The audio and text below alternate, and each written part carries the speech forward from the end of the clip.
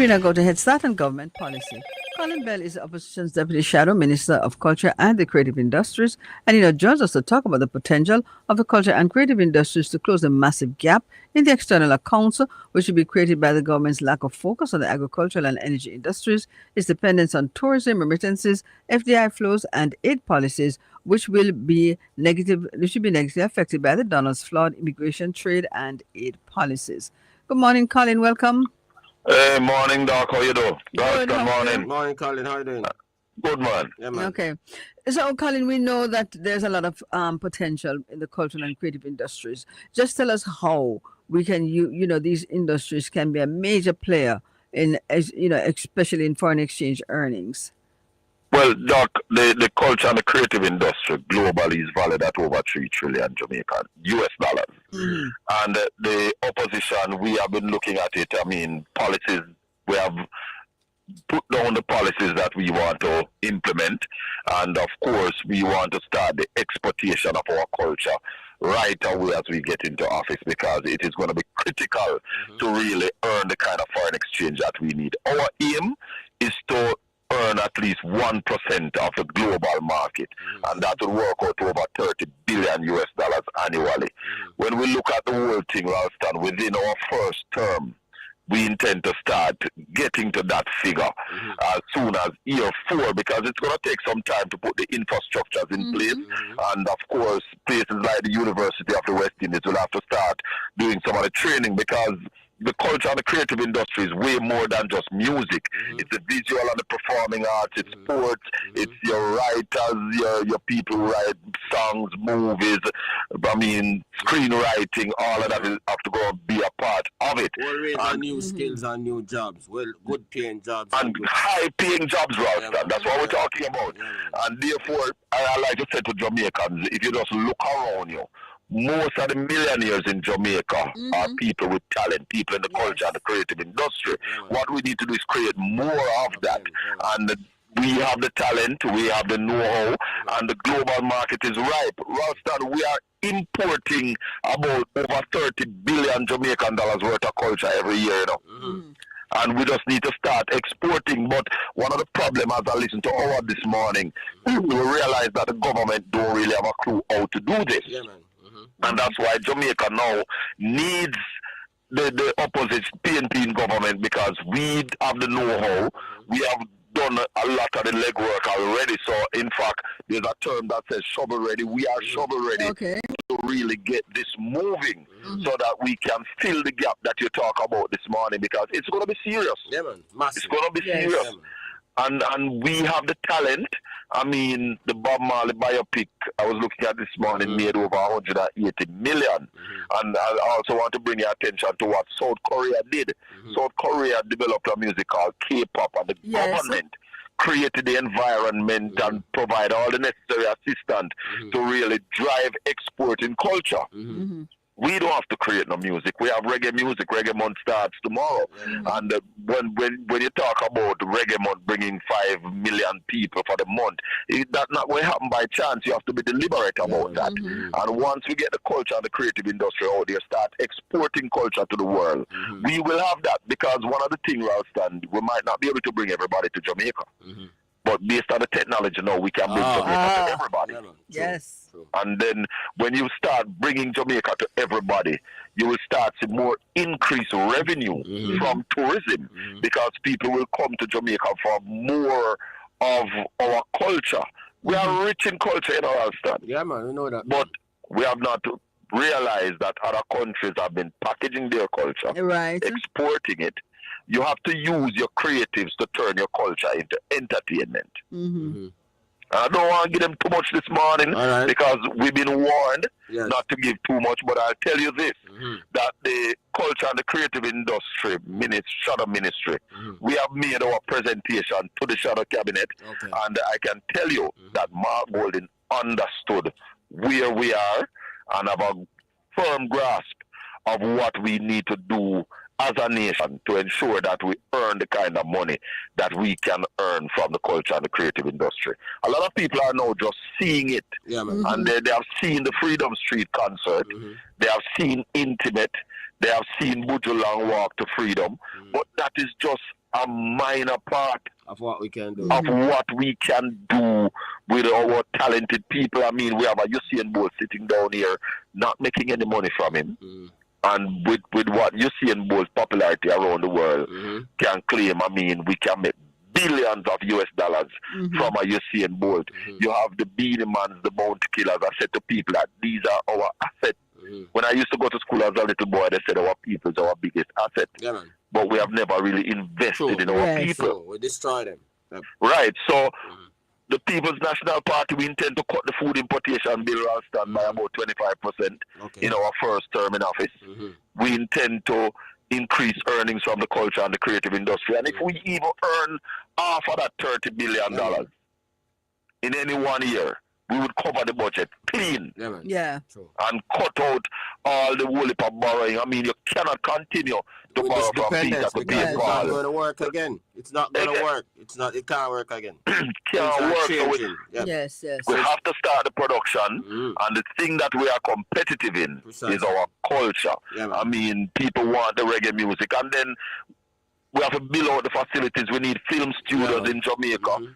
I mean, I'll tell people about Navy Island in Port Antonio, where we want to develop a world reggae park on Navy Island with a 5-star hotel, a statue of all reggae icon living and dead. So when you come there, you get the history of the reggae music. It will also double into a film studio, a state-of-the-art recording studio.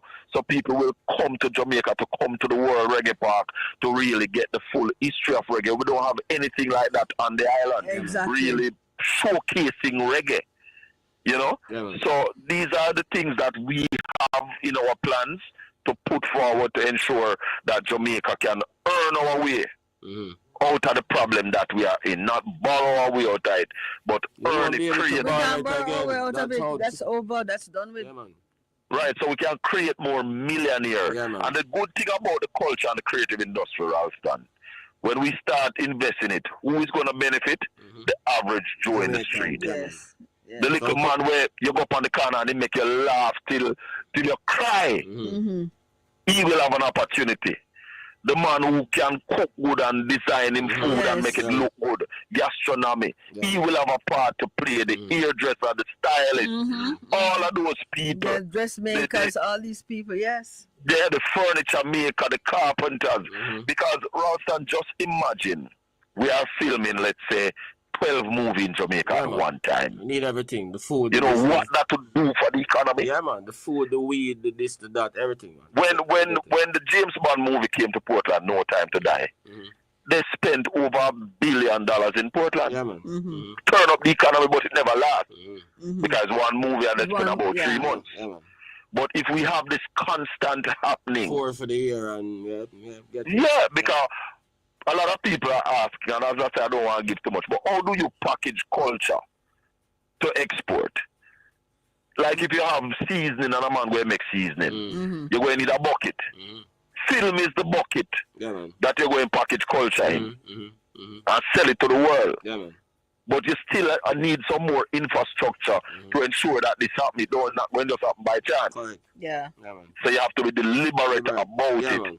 And as I say, we have the know-how. We have done the policy document. We have a think tank. We've been working on all of this for more than a year now. And as I said, we are shovel ready. We are ready to go. I mean, Dr. Deborah Icklin, I mean, you know her criteria or reputation as it relates to culture and putting policies together. So we couldn't get to this stage without all the policies are laid down and ensure that we have that to put forward when we move into government. Yeah, man. All right. Okay. Thank you very much, Colin. Blessings, man. One love. Yeah, man. That was Colin Bell, Opposition's Deputy Shadow Minister on Culture. Blessed is the man that walketh not in the counsel of the ungodly, nor standeth in the ways of sinners, nor sitteth in the seat of the scornful. But his delight is in the law of the Lord, and in his law do we meditate day and night. For we shall be like trees planted by the rivers of water, that bringeth forth fruit in our season. Our leaves shall not wither, and whatsoever we do shall prosper. The ungodly are not so. Let them stay. Welcome to Portland Spice TV for yet another Saturday morning. Saturday, the 1st of February. Happy Reggae Month.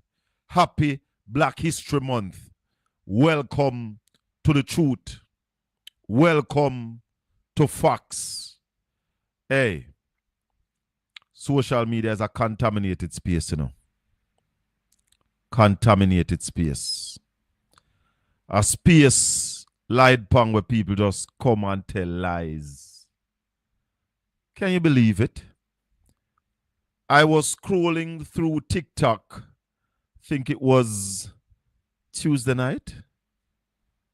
I don't remember if it was Tuesday night. And I came up on a live. I heard a bridge of mine on the live. So they were talking about agriculture. And the amount of rubbish for me here.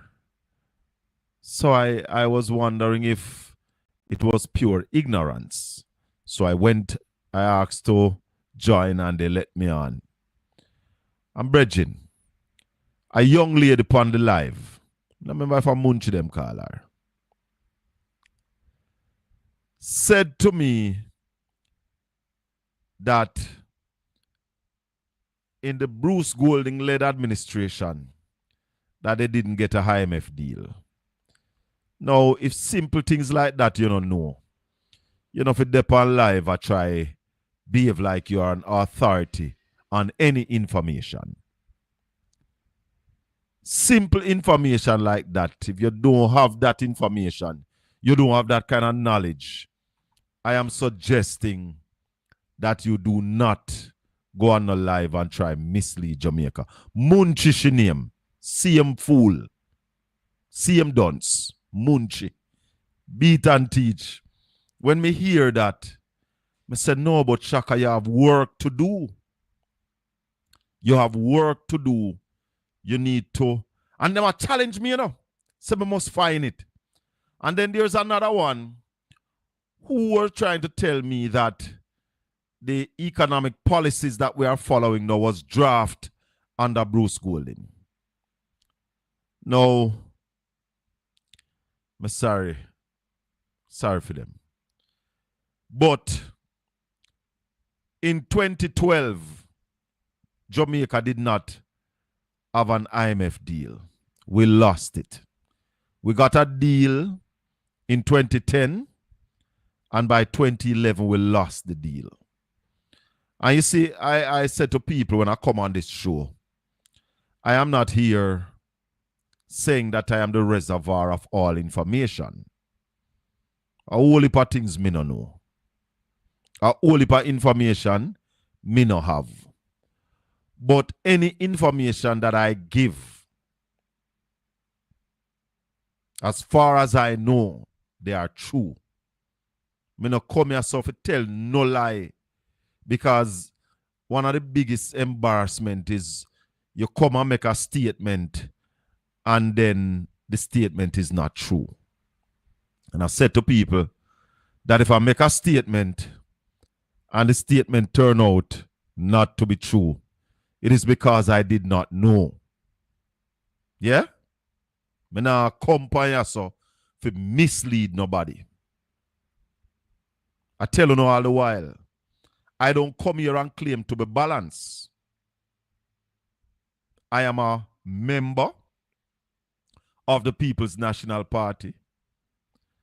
I am one of the vice chairman for Region 2, covering St. Thomas, Portland, and St. Mary.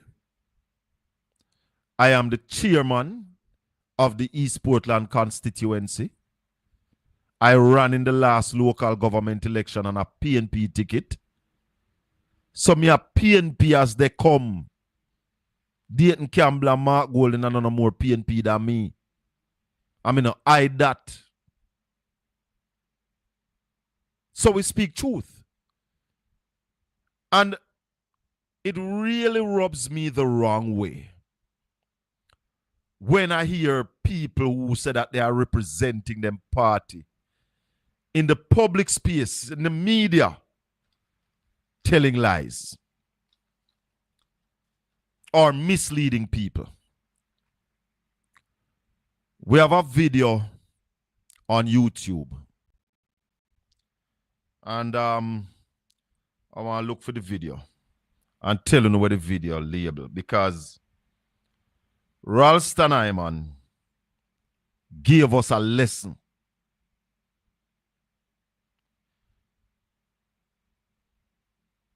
A real lesson. Jamaica. Hold on, I'll soon tell you where the video name. And the video been getting some views. Jamaica expelled from the IMF and other international lending agencies. Yeah? That's what the video title. Jamaica expelled from the IMF and other international agency. I think we did that show last Saturday with Ralston Hyman. And it basically gives you the sequence of events. When the GLP came to power 2007, shortly after, there was an economic meltdown globally, not just in Jamaica. The world economy crashed. The problem we faced was because of poor judgment by the GLP administration that was running Jamaica at the time. The Prime Minister, Bruce Golding, said we shouldn't go to the IMF. Audley Shaw said the recession would benefit Jamaica. I don't know how America catch cold and Jamaica now go dead. Because if America sneeze, Jamaica have pneumonia. So at the time, they told us that America had pneumonia, but Jamaica would remain healthy. So therefore, they did not move fast enough to secure funds for the country. And when they finally moved to the IMF, they took the wrong deal. So Munchi, I hope by now you go look and realize that there was an IMF deal. And the brethren, I hope by now you go search and realized that we couldn't have no economic framework because the economic framework had to be signed off by the IMF. When we took that IMF deal in 2010, we took one test. One. We couldn't take no more tests because the government did not implement the measures set out by the IMF. Because one of the things with IMF, when IMF lend you money, they lend you them with stringent measures. You have to follow where them say you have to do. If them say you must cut public sector, you have to. And I think that's one of the things that the government did not do that they were instructed to do. Morning, turn off your instrument. Listen to me on your phone, turn off your instrument. Yo. Morning, sir. Morning. One man a PNP more, you know. Who that? I not have to tell you that. Anyway. Talk to me. What go on at Kingston Council? With the mayor. Let me tell you something. There is a GLP-led station that is searching and hunting for something that they can hold on to. Right. The first thing I can tell you, my brother, no municipal corporation, neither the KSMC or the Portland Municipal Corporation or the Westmoreland Municipal Corporation don't hand out cash. Okay. You understand? So this argument where they say that Lawrence Rose saying get 300,000 from the KSMC by just looking at how government operate, you know, say that cannot be true. You understand? I understand what you say. Now the other part about which area get more money. Now the KSMC can direct their resources. You remember when Fimi Dunsme at the Depan Radio and say him give $70 out of $10. You remember the argument there? Yeah, man. What the mayor was basically trying to say, that when they get money to share, them take twice the amount that they give the PNP councillors. Right? So if them get $100,000 to spend, yeah, the PNP councillors maybe get $20,000 while them share up $80,000 for themselves. Right. You understand? So Yeah, man. more money would have gone in for them council division. Everything. Right. So the KSMC can do that. So when you hear the explanation about more money being spent in Transreal and those areas because they were going to be by-election. And you also heard the mayor, I don't know if you saw the mayor's statement, where the mayor said that the monies that went into those divisions, because when a division is without a councillor, it is the mayor who spends the money. And we here in Portland are very knowledgeable of that. Because you who listen to this program regular would have heard me calling out before the before the local government election last year that the mayor of Port Antonio and the deputy mayor was spending money in the fellowship division and they never go up there yet. Right. So my concern was who was spending those monies. So I want the labor them to come talk to me about that this morning. Okay. Because it's looking for a straw, my brother. Yeah. And it seems to me like they are out to get Dayton Campbell. Right. Because Dayton Campbell no work at the KSMC. And I feel picture them I put up. But I want to say to Dayton Campbell this morning that if you're not doing something right, people no come down by you. See like how them fight me? I saw them a fight Dayton Campbell. So I saw we know so we are do something right. But evil never likes the good. Talk to me. Colin. Yes. You see Dayton Campbell? Yeah. You have to be careful. Very. And the whole PNP, I said be very careful. Right now. When a minister, or a spokesman, I go make speech and contact the minister. And then you come on radio and attack holy excuse. People are fool, Not at all. People are fool. My boy, they must make the people them know, say, no, put nothing by media until you contact me. And Dayton Campbell is for me like, you know when me see Dayton Campbell, that me not like him. You must be careful. That one time when him just come in my party and say, Lisa Hannah, nothing say because she's did a beauty star, some bullshit in the talk. From them time, them know say that brother there. You must be careful. Yeah, but what Dayton do? Dayton not do nothing. Oh, then Municipal on radio when I have some talk with some media about the thing with Lawrence Rowe. It was a leaked voice note. I think what they say, and I have the clip to play. I have a clip from it lined up to play. Because what they said is that Lawrence Rowe was saying to Dayton Campbell that it don't look like them serious about winning Central Kingston. Because Imongle get 300,000 and other people get 500,000. So Dayton was saying to him that more money was spent in the divisions that the local government election are going to take place. Now, why Lawrence Rowe would have sent out them voice note there? Well, I don't know about one thing they are telling us. The people that are watching all see who in front of top then news media. I don't know if it be very careful. I agree. Before that, because me I get told that I get shaky. Yes, who? Me say me I get your hole. Yes. And my brain I get shaky. Yeah. I asked you one time about the hotel where you say you don't make a nearby Highland. Yes. Did you check if a hotel can make on that land? Yes. We have not done the testing as yet because we don't have the resources for the testing. But what I can tell you something about that, very exciting, an investor reached out to me recently And right now we are arranging a meeting.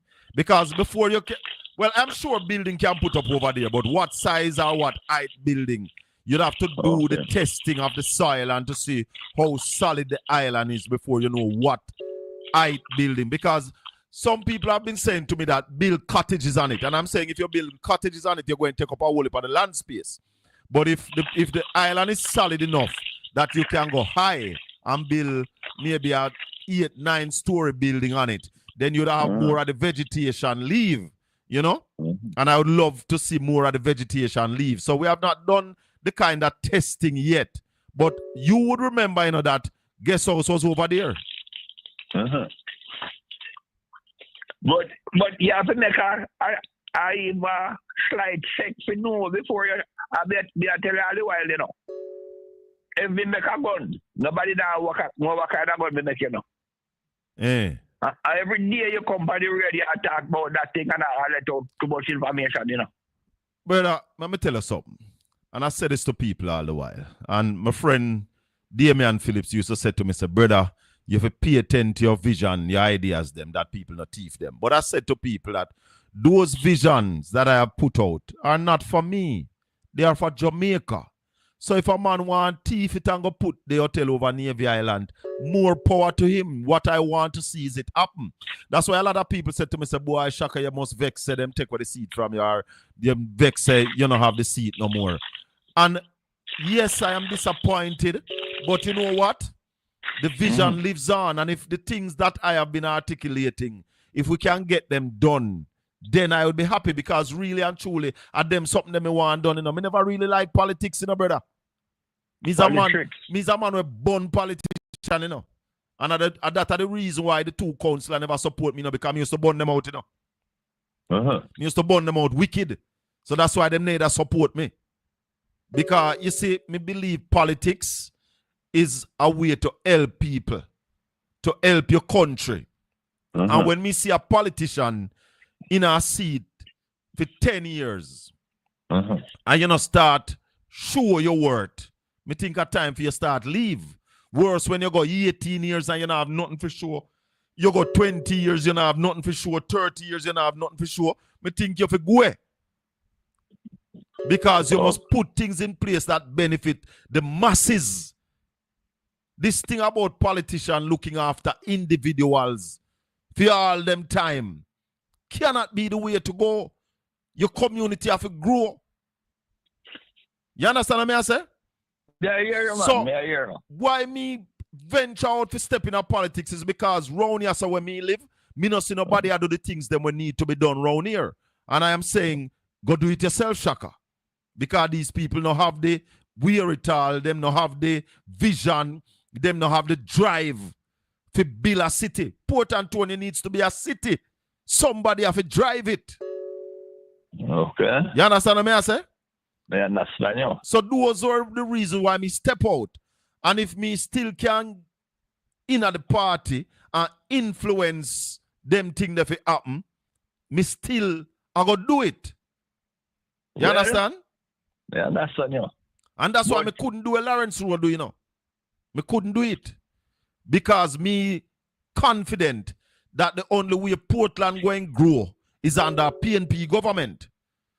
Okay. So whether me or the MP or somebody else, me want PNP to win. Because anything significant we ever see happen in Portland, happen under PNP government. You know that. So, and that's some I think the brother. So hear me now. When the Labour Party did in opposition, yeah, then you ever give PNP any ideas yet? Although we know the ideas always backfire. But they don't have no idea, brother. They will not give them full idea. We not give them. We are saying to the people, these are the reasons why you should vote for the People's National Party. Because we have ideas. We know what it is that we want to do when we get into power. Because me no believe, you see, even though I said to Ralston that me no want to get too much in another interview that we did with them yesterday, me no want to get too much, me still believe that if you are going up politics, if you are come serve me, you must tell me what it is that you have to benefit me.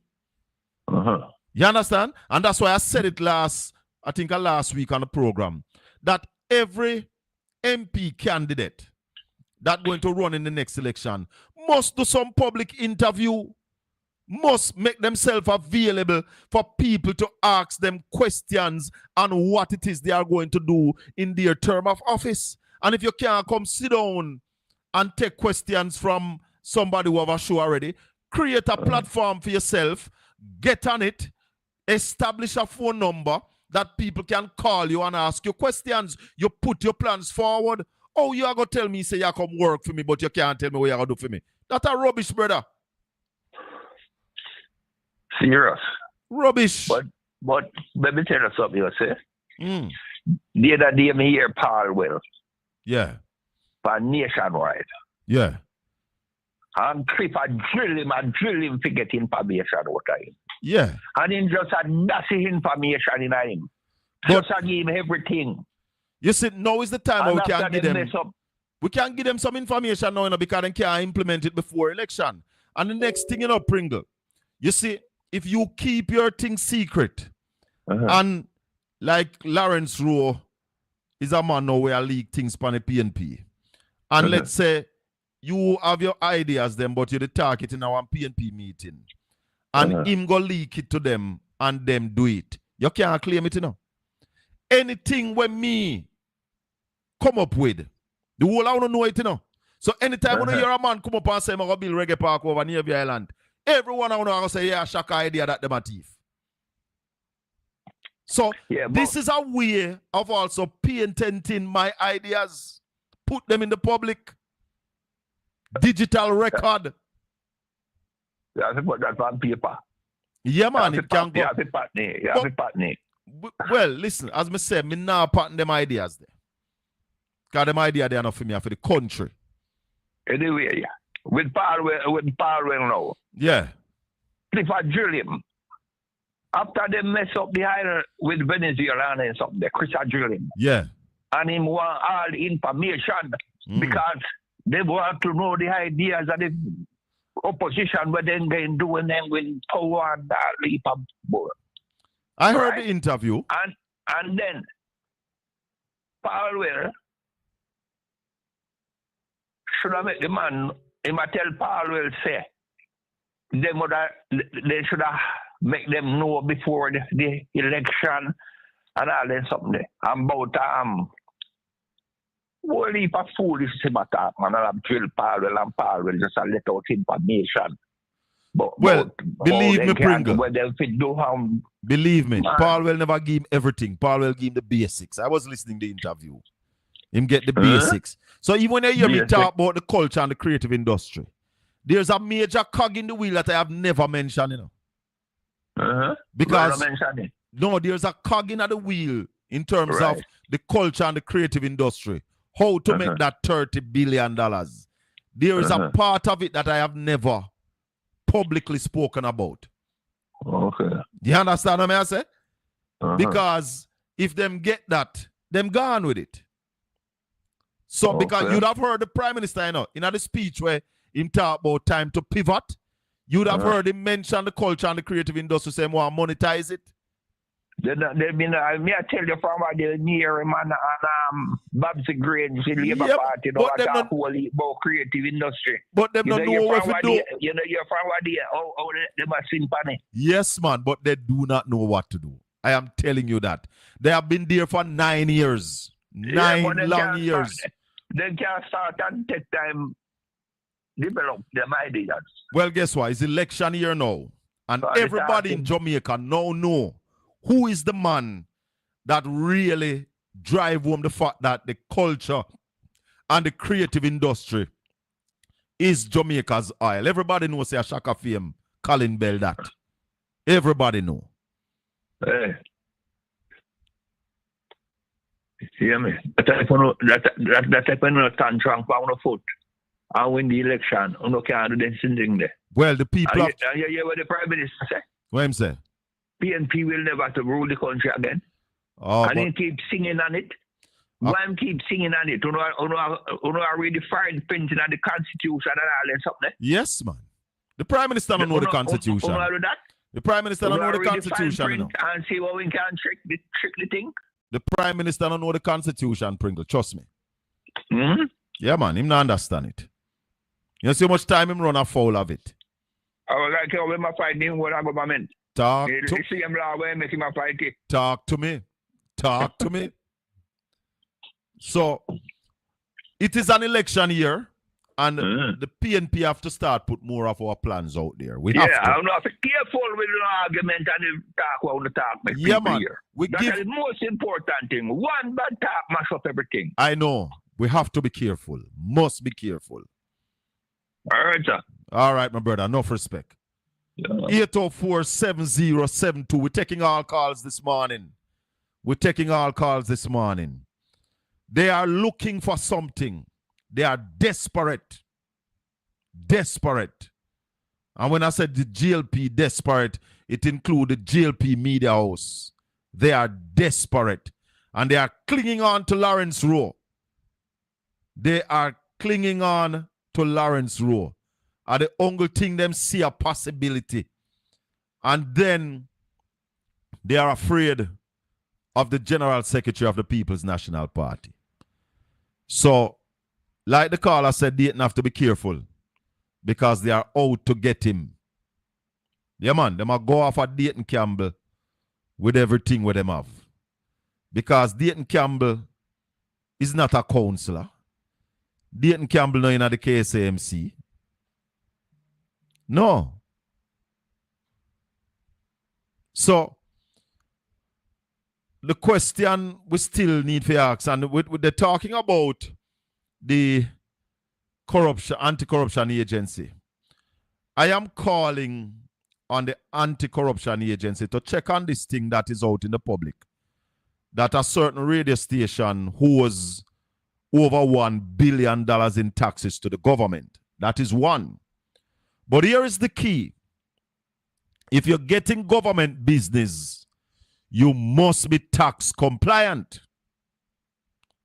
So what I want the anti-corruption agency to check out, if all the agencies and all the radio station and all the businesses that are getting government contract, if they are tax compliant, because I am almost certain that to do business with the government, to get money, for the government to spend money with you, you have to provide a TCC, a tax compliant certificate. Yeah? So, what it is it a fact that these monies are who? Is it a fact?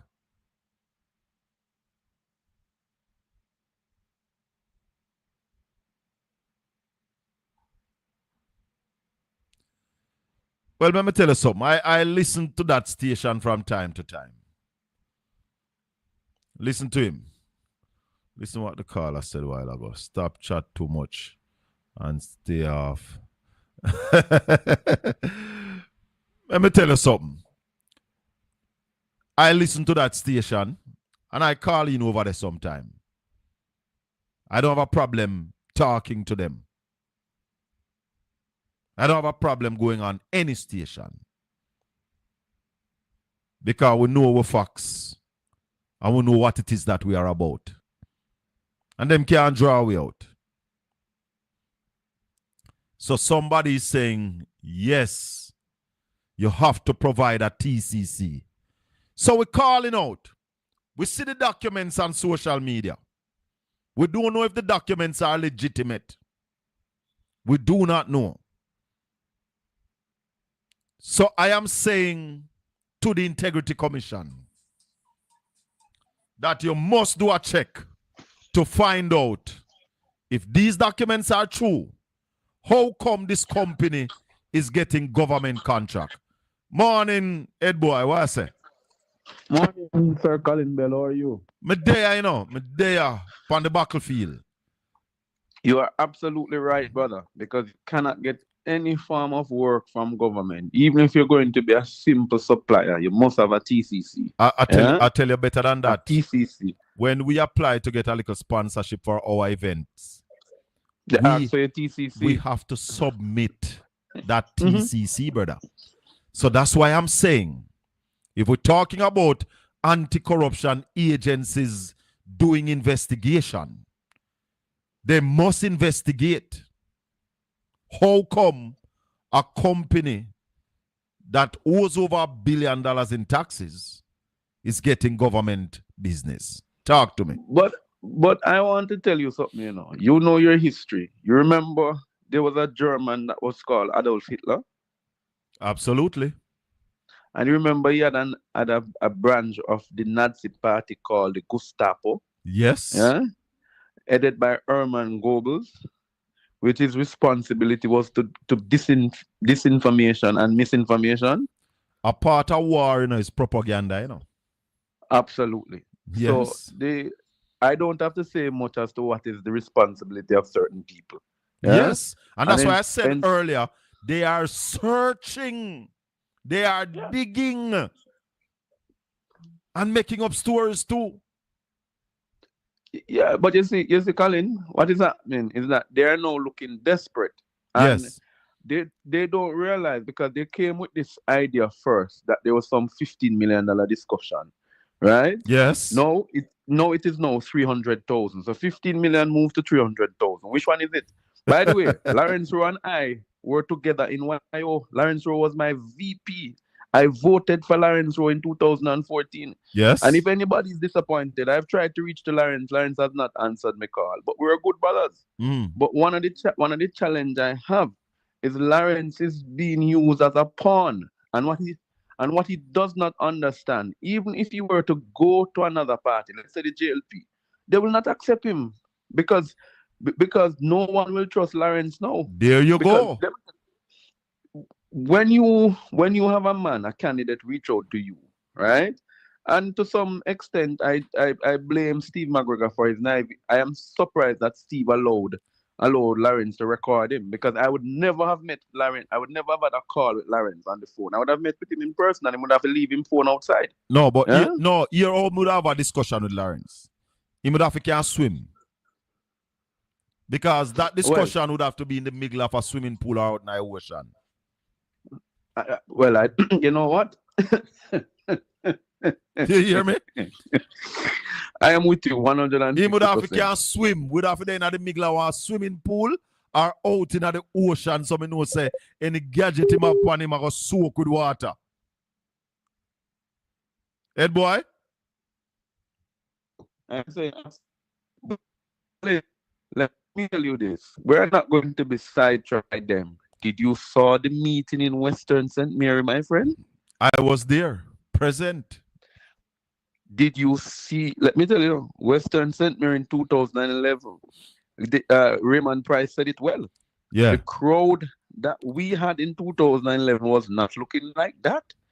But I have a little news to give you. Talk to me. A man start take in Western St. Mary. Man start go in a Wentworth Galena. Go take the councillor project and says him do it. Fire their most steal. Him think a cool breeze, but it not done yet. Man a keep dance up in a girl named Culture Spice in the Hills. Name and what? the spices him bring Spice in the Hills. Yeah? Free party. So you never know, you could have bring Valiant there all along. Yeah? So you bring Valiant? But yeah, bringing Valiant and another artist, right? But I'm saying it is to try to capture back the young people. Yes. Because let me tell you what is happening in Western St. Mary. Western St. Mary, historically, for the last 2-3 elections, have had the highest level of youth voter turnout. Yeah? Yes. The data has shown. And so what happened to him is that Omar is younger than him.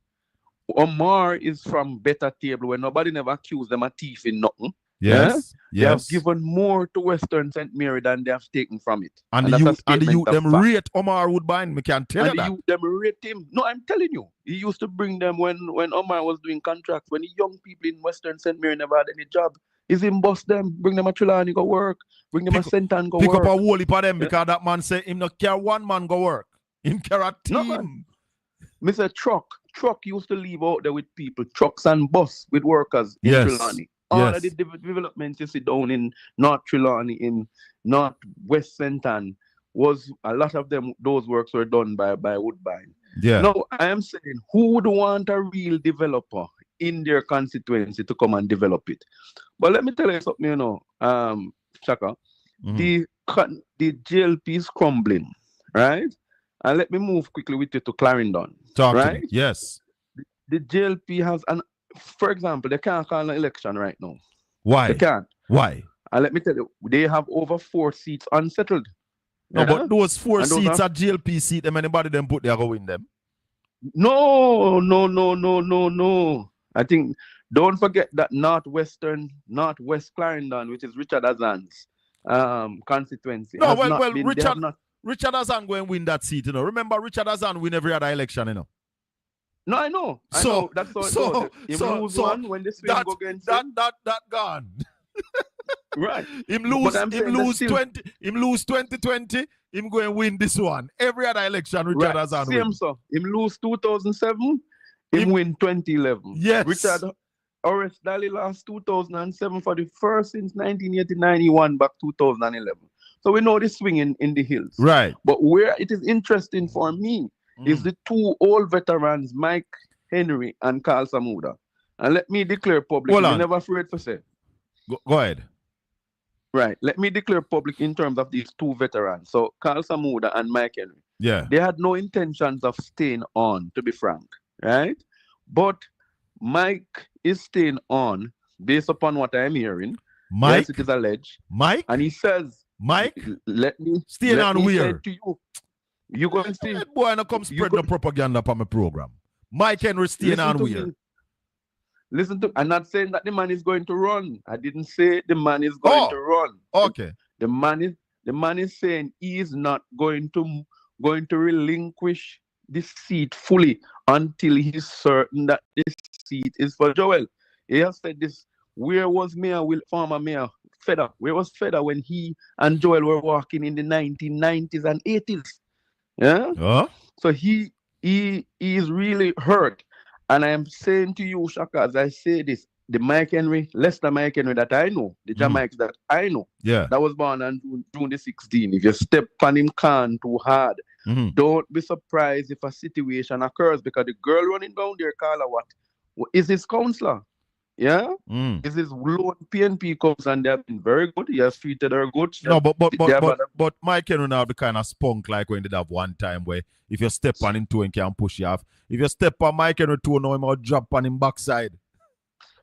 I'm not talking. I think you're missing. He still has the political goodwill. I know you're not mean. I know you don't mean him literal too, but him still not have the spunk. Political goodwill. Well, they're trying that will call Samuda because they believe him don't have the spunk. But hear this, Ed boy. Hear this. The GLP they are talking about Lawrence Rowe. Carl Samuda said he heard it on the radio.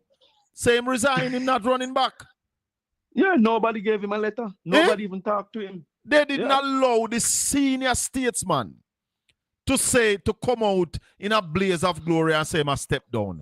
They announced his resignation. And me never hear it over that place there detailed. Anyway, continue. They said I listened over there, they said one thing about it, that he was surprised and that they carried it for one day. Because I listened it for the one day they carried it. And after that, they not carried it back. No, right? It don't suit them. But I can tell you this. I am begging them to go against the will of Carl Samuda. I am begging them to go against the will of Mike Henry. I am begging them down in Westmoreland, where more or less Wilson is on his way, for them to continue with their infighting down there. Yeah? Let me tell you something. I have been saying this for a long time. The JLP is in more shambles. The PNP is more united than the JLP. No, man, but what the JLP? It's long time I tell you that in a head boy. From the time I hear Dr. Chang come out and say, if you call SOE back to back, it would not be good governance. And in less than a month after I said that, they call the SOEs back to back. I know that they are not united. But not only that, you want to know where they're going to face some serious problems, because in Westmoreland, right? Yeah. I don't understand why they think they can retake the parish of Westmoreland. For example, the people of Westmoreland gave them a chance. They say, well, let we try Labour for the first. Has there been any development in Western Westmoreland? Have there been any development in Central? By the way, look at the shameless and crude and nasty behavior from these guys. A man was accused, it was alleged, to have beaten his then spouse. Hold on, Ed boy. A man was seen on video beating a woman with a stool. There's no allege about the beating. A man was seen on video beating a woman with a stool. Subsequent to that, the GLP suspend or expel George Wright. Why did the party put him out? Because when the outcry came, and then now, but I'm looking at that, I'm even passing, the public understood they put him out. But now, there's discussions for his reapplication to join back the GLP. Yes, I've heard it. To join somewhere that he never left, by the way. Yeah. But here the problem I have with it, because I do believe in second chance. But to date, this man has not admitted to being the person beating the woman. He has not apologized. Nothing. So you beat a woman with a stool, sit down in the parliament, say nothing, and then you want to run back. You know one of the hurtful thing that I saw, Ed boy. Yes. In the budget, in the state of the constituency budget debate, when George Wright was making his presentation, I saw two female members of parliament get up from the GLP side and go sit beside George Wright. One of them is the member of parliament for East Portland. And one question I want to ask her, what message are you sending when you go sit down beside the accused woman beater to show support? You want me to tell you the message? Tell me. That I can identify with you. I'm not going to say anymore. Hallelujah, hallelujah. Jesus, you're our Savior. Hallelujah, amen. Talk to me. Yeah. Talk to me. Psychology is a funny thing, you know. There's a thing called the Stockholm syndrome that makes victims identify with their attackers. But anyway, on a serious note, Shaka, when you look, and I want us to quickly look at this culture, I want to commend you because every corner me turn now, the discussion on culture is being had. Whether I'm listening to Ralston in the morning, or I'm listening to even over in Emily Shields, there's discussions. So it's obvious that the people are getting and buying into the idea. But I'll use this opportunity to say to the People's National Party, and I'm not advocating for any position, because I know either man no one a position, right? But I'm saying to the party, because do you realize for the next 4 years of this Trump administration, we're going to have issues with remittance? The Florida Governor DeSantis has just passed a law in Florida which says you must be required to was have the law passed? I don't think it was passed. I know him put it out. They're in the discussion. Right, I know him put it out, but I don't think it passed yet. But that is his intention. They don't pass laws like us who take 10 years to get them passed. You know? I know, I know. Right. So once it goes to the local, the state's governor, the state senate era, or it's the Congress in the state, that's it. They get them passed. So I'm saying we now need to look at the impact that is going to happen at remittance. It is going to have a devastating impact on us. And that's why I was invited on Power 106 yesterday morning to basically tell them how the culture and the creative industry can fill the gap. And I'm saying to Jamaica that the culture and the creative industry can do better than fill the gap. The culture and the creative industry can create wealth in this country. I am saying the orange economy and the green economy mixed with the blue is what is going to rescue us. Yes. Because unless we realize that you can have no culture, no tourism without the gastronomic experience, yes, without the agricultural experience. Because the truth be told, Shaka, yes, we can drive the culture, but Jamaica has also a major problem. Our food import bill. Well, listen, it out. Ed boy, one of the policies of the PNP going into their term is that the food bill that we presently have, which is about $1.4 billion US, we want to increase cut by that. 600 and something million US. Right. So we want to cut that by at least 25% in our first year. And so you're Dayton Campbell talking about the agriculture fund, because in every first world country or in every developed country, agriculture is subsidized because food security is paramount. And this government don't understand that. A report came out, and I must play it, I have it. A report came out from, I don't remember which one of the global agencies, talking about Jamaica's food insecurity. Oh, you're referring to the report from ICAS, Institute of Agriculture of the yeah, Latin man, I have American it right here, Caribbean so States, yes. I'll go and play it this morning. Because people need to hear these things and to understand them and realize that we are in problem. Because when you look at what happened in COVID, and we did not learn, I'm not saying we, the government did not learn anything from COVID, you know, brother. No, they did. What they did learn from COVID was how to come up with PR stunt. Because whilst people were suffering and food was wasting, my good friend Floyd Green was busy outside stunting. Because what he was doing was doing the PR over Portmore, that them park up trucks and they're storing the food. For example, Floyd has been Minister of Agriculture for most of his elected life in the Parliament. Yes? Yeah. And let me show you how worthless, and if Floyd won't vex with me, vex with me. But let me show you how worthless he is as a Minister of Government. Talk to me. Imagine, Floyd is from Southwest St. Elizabeth. By the way, Miranda Wellington is going to retire him in fine style. Well, Miranda, I'm a friend. Jesus, you know, I'm supposed to call Miranda. I don't know why I treated Miranda so bad, you know. But I will have Miranda on within a week on this program, my people. She is well loved in St. Elizabeth. Me love her too. And only in St. Elizabeth she loves. She have love at East Portland too. And she has love in the diaspora. Oh, yes. And let me tell you this when I refer to this. You have what is called the XX Valley, which is sitting in Southwest St. Elizabeth and Southern St. Elizabeth, yes? Which is a program that was sponsored by the UK government, and grants from the EU for them to develop what is called the drip irrigation agro park. Yeah. And to this day, we have been lingering with the project. Millions, billions have been spent down there to supply water through the project. And the project has virtually is nowhere close to completion. This is a project that they inherited. They didn't get no money from it. They didn't get the money was given to them, you know. The roadmap for the project was written down. This was a brainchild of Roger Clark, you know. Yeah. And to show you how worthless this minister is as a minister, right?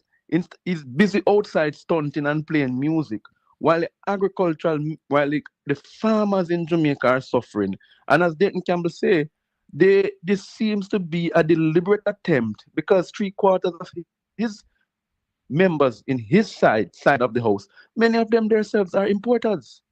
So they have no vested interest in growing. When you have a man as Minister of Agriculture going to tell you, him going to sell AMC down by 3 miles, which should be then developed into a real storage area, because the farmers from Clarendon and St. Catherine could store there. We need to be looking more on storage. This man has done nothing for storage. And not just cold storage, you know, we need to look at dry storage as well, you know. Of course. We have to look at value-added agriculture as well, because it's not everything you're going to be able to get raw in its raw form. Yeah? We have to look at, when I look at the SDC, for example, they have never used the model that the SDC uses. No. The SDC is going into communities and getting community groups to go have a jam and different jam, and going into the value-added side of certain products. The LEDS program, which was launched, by the way, by the People's National Party when our good friend in Southwest Clarendon was Member of Parliament, Buddha Scott. Yeah? There are too many... SHACKA, Jamaica does not lack programs. We do not lack the facilities to grow agriculture or to grow the economy. What we lack currently now is a leadership that understands how to grow the economy. That's one. Two, Yes. what we lack is also a leadership that is corrupt, let's not say corrupt, but who has good governance practices. Yeah? Mhm. Because everybody is busy watching their business while the business of the country is going to waste. And it take that statement takes me back to when I said it earlier this year. Last year. I said it last year. That no prime minister should be sitting in office and doing his personal businesses. No prime minister shouldn't have no other business running except the business of the country. It nothing happen. If it is happening now, we must ensure that it not happen again. And I did an interview with Mark Golden, and he told me that when he becomes prime minister, he will be stepping away from all his businesses. I mean, I'll cut off that little piece there because we are going to hold him to that. You must focus on the running of the country. You're prime minister, brother. You can't hustle and a juggle and a buy stocks and bonds while you're prime minister. You are going to get preferential treatment. But remember the time frame when these transactions were done. They were done in the height of COVID. Talk to me. And I want people to understand, a minister of health writes his book during the midst of COVID. Now, which time you want, no matter if you have a ghostwriter, you have to contribute to that book. Yes? Yeah, well, writing a book, you can do that in your spare time. I am with you, Shaka. You get up in the morning and you take a few minutes, you write a few paragraphs, and in the night you write a few paragraphs. You're up on a flight, you write a few paragraphs. I mean, yeah, I mean, writing a book, I not go beat a man for that because you have some spare time. And you not sit down and write the book straight. You write a paragraph here, you write a paragraph there. Absolutely. Yeah, absolutely. Even in a parliament, you might write 2 lines. And that is the best place to write the lines. But I want to say to you, Shaka, as I wrap up, because I know you have to go, right? Yeah, man. When we look at the good governance agenda, and I'm saying to the people of Jamaica, in every single country now, there's a push of having good governance. Every country is embracing good governance. Every country is embracing some of what we call the integrity commission, meaning integrity in public life. You must have it. But you have a justice minister by the name of Delroy Chuck. And by the way, it is clear to me that Delroy has too much scotch, because I know scotch is his favorite drink. Oh, I don't know him drink. I don't know what him drink, but you could find him on Constant Spring Road when him should be in Parliament drinking. And 3/4 of the time, right? Delroy Chuck speaks. He speaks as somebody who's going senile. Because if he's going to get up and give an advice, and I don't understand how nationwide and all of these media houses who claim to be objective don't come and point out the statement that he's advising people. I heard somebody send a text message to Simon Kraskill and Power 106. I think it was yesterday. And the text message said there was a radio station when the PNP was in power who was holding the government accountable. That radio station is now holding the opposition accountable. And they ask a question, is it that the government is not doing anything wrong? All I can tell you, all I can say as I go, money does, they say money does make the world go round, but money does blind some people and make them can't say anything wrong. I got nephew. All right, my brother, enough respect. Cool. Hold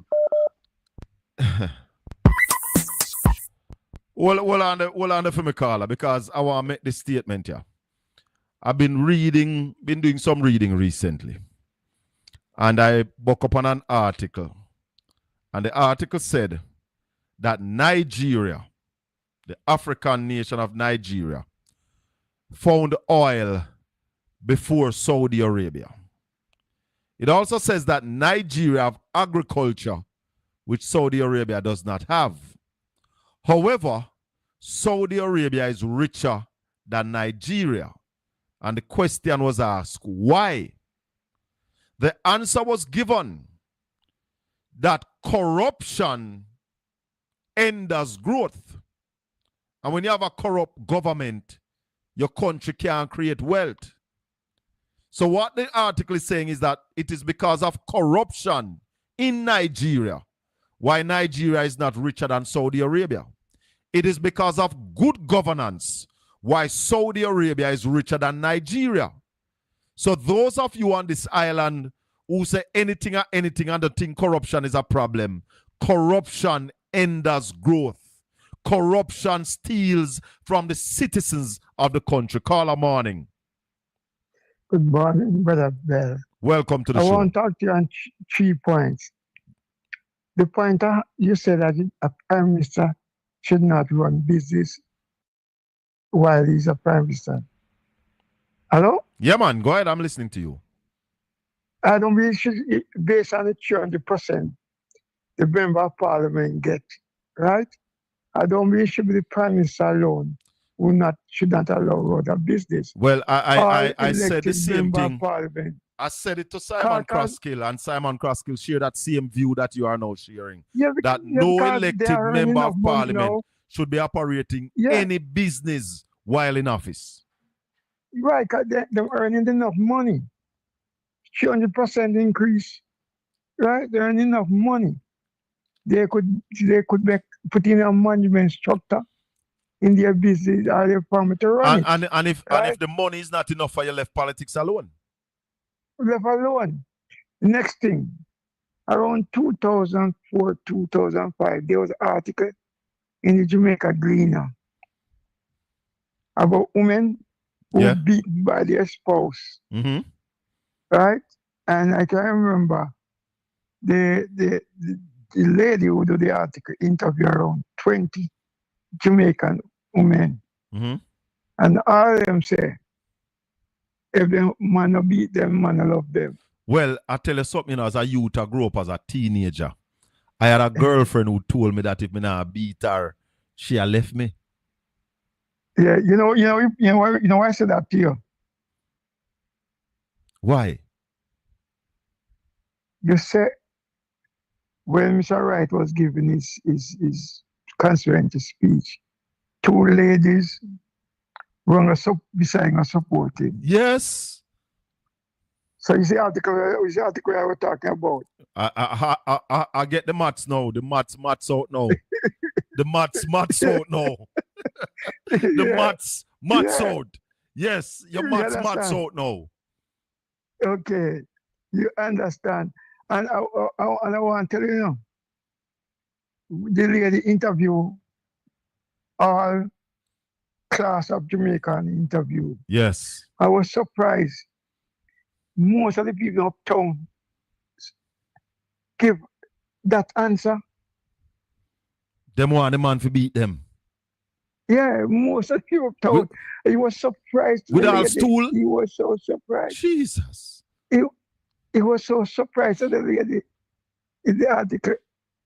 He said she was so shocked. He thought it was below crossroad and then place there and women alone support them thing there. He was so surprised to her. Right? It was so shocking, and you just bring me back to that memory of that article. So we have to call yeah, man, it was disturbing for me when I saw the 2 ladies went over to sit beside George Wright. And then what made it more disturbing to me is that my member of parliament was one of the ladies who went and sit beside that woman beater. I was distraught. Right, and the same word that schoolboy used, that was the headline of the article. Right? So people, as we say, follow people who, because they have been under that treatment and it was satisfactory to them, to her, or to him. They've never seen a problem with it. There's no problem with it, right? They could identify with it. Right, yeah, so I just remember the article of Carlo, right? Yeah. There's the next thing I want, the water they're talking about in St. Louis Bed. Do you know that 1979, there was 2 German companies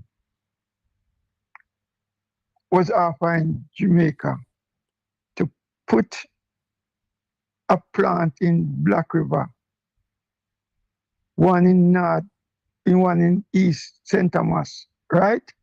To do what? And the salt water, those water, Yeah. they turn it into properly drinking water. You know, fight against it. No, I don't know because I never know about that. Edward Siaga. And you know he was influenced by a next country. I know what the country, when he came in for the country, give him money to do. Run pipeline from St. Thomas to Kingston to the dam. Yeah. You know which country took up the offer? Who? 15 years later, Cayman.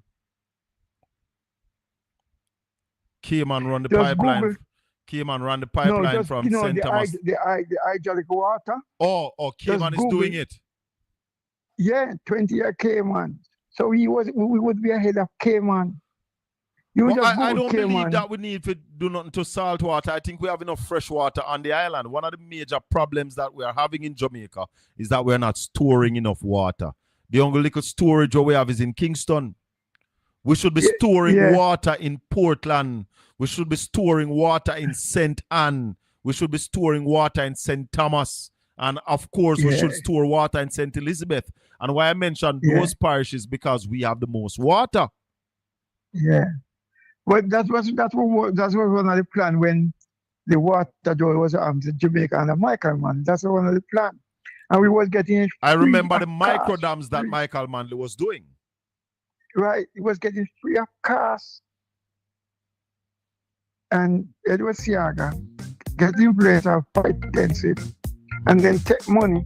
I run a pipeline from St. Thomas, drain St. Thomas into Kingston. That's how the St. Thomas pipeline came into fruition now. All right, remember take the call here.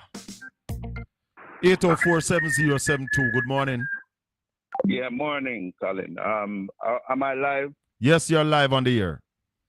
All right, blessed love. How you do? I'm good, you know. You know, some of the things that I want to talk to you about, I can't even talk to them about them live because guess what? I don't want them to snipe them and swipe them. Sure. The ideas them I want to give you.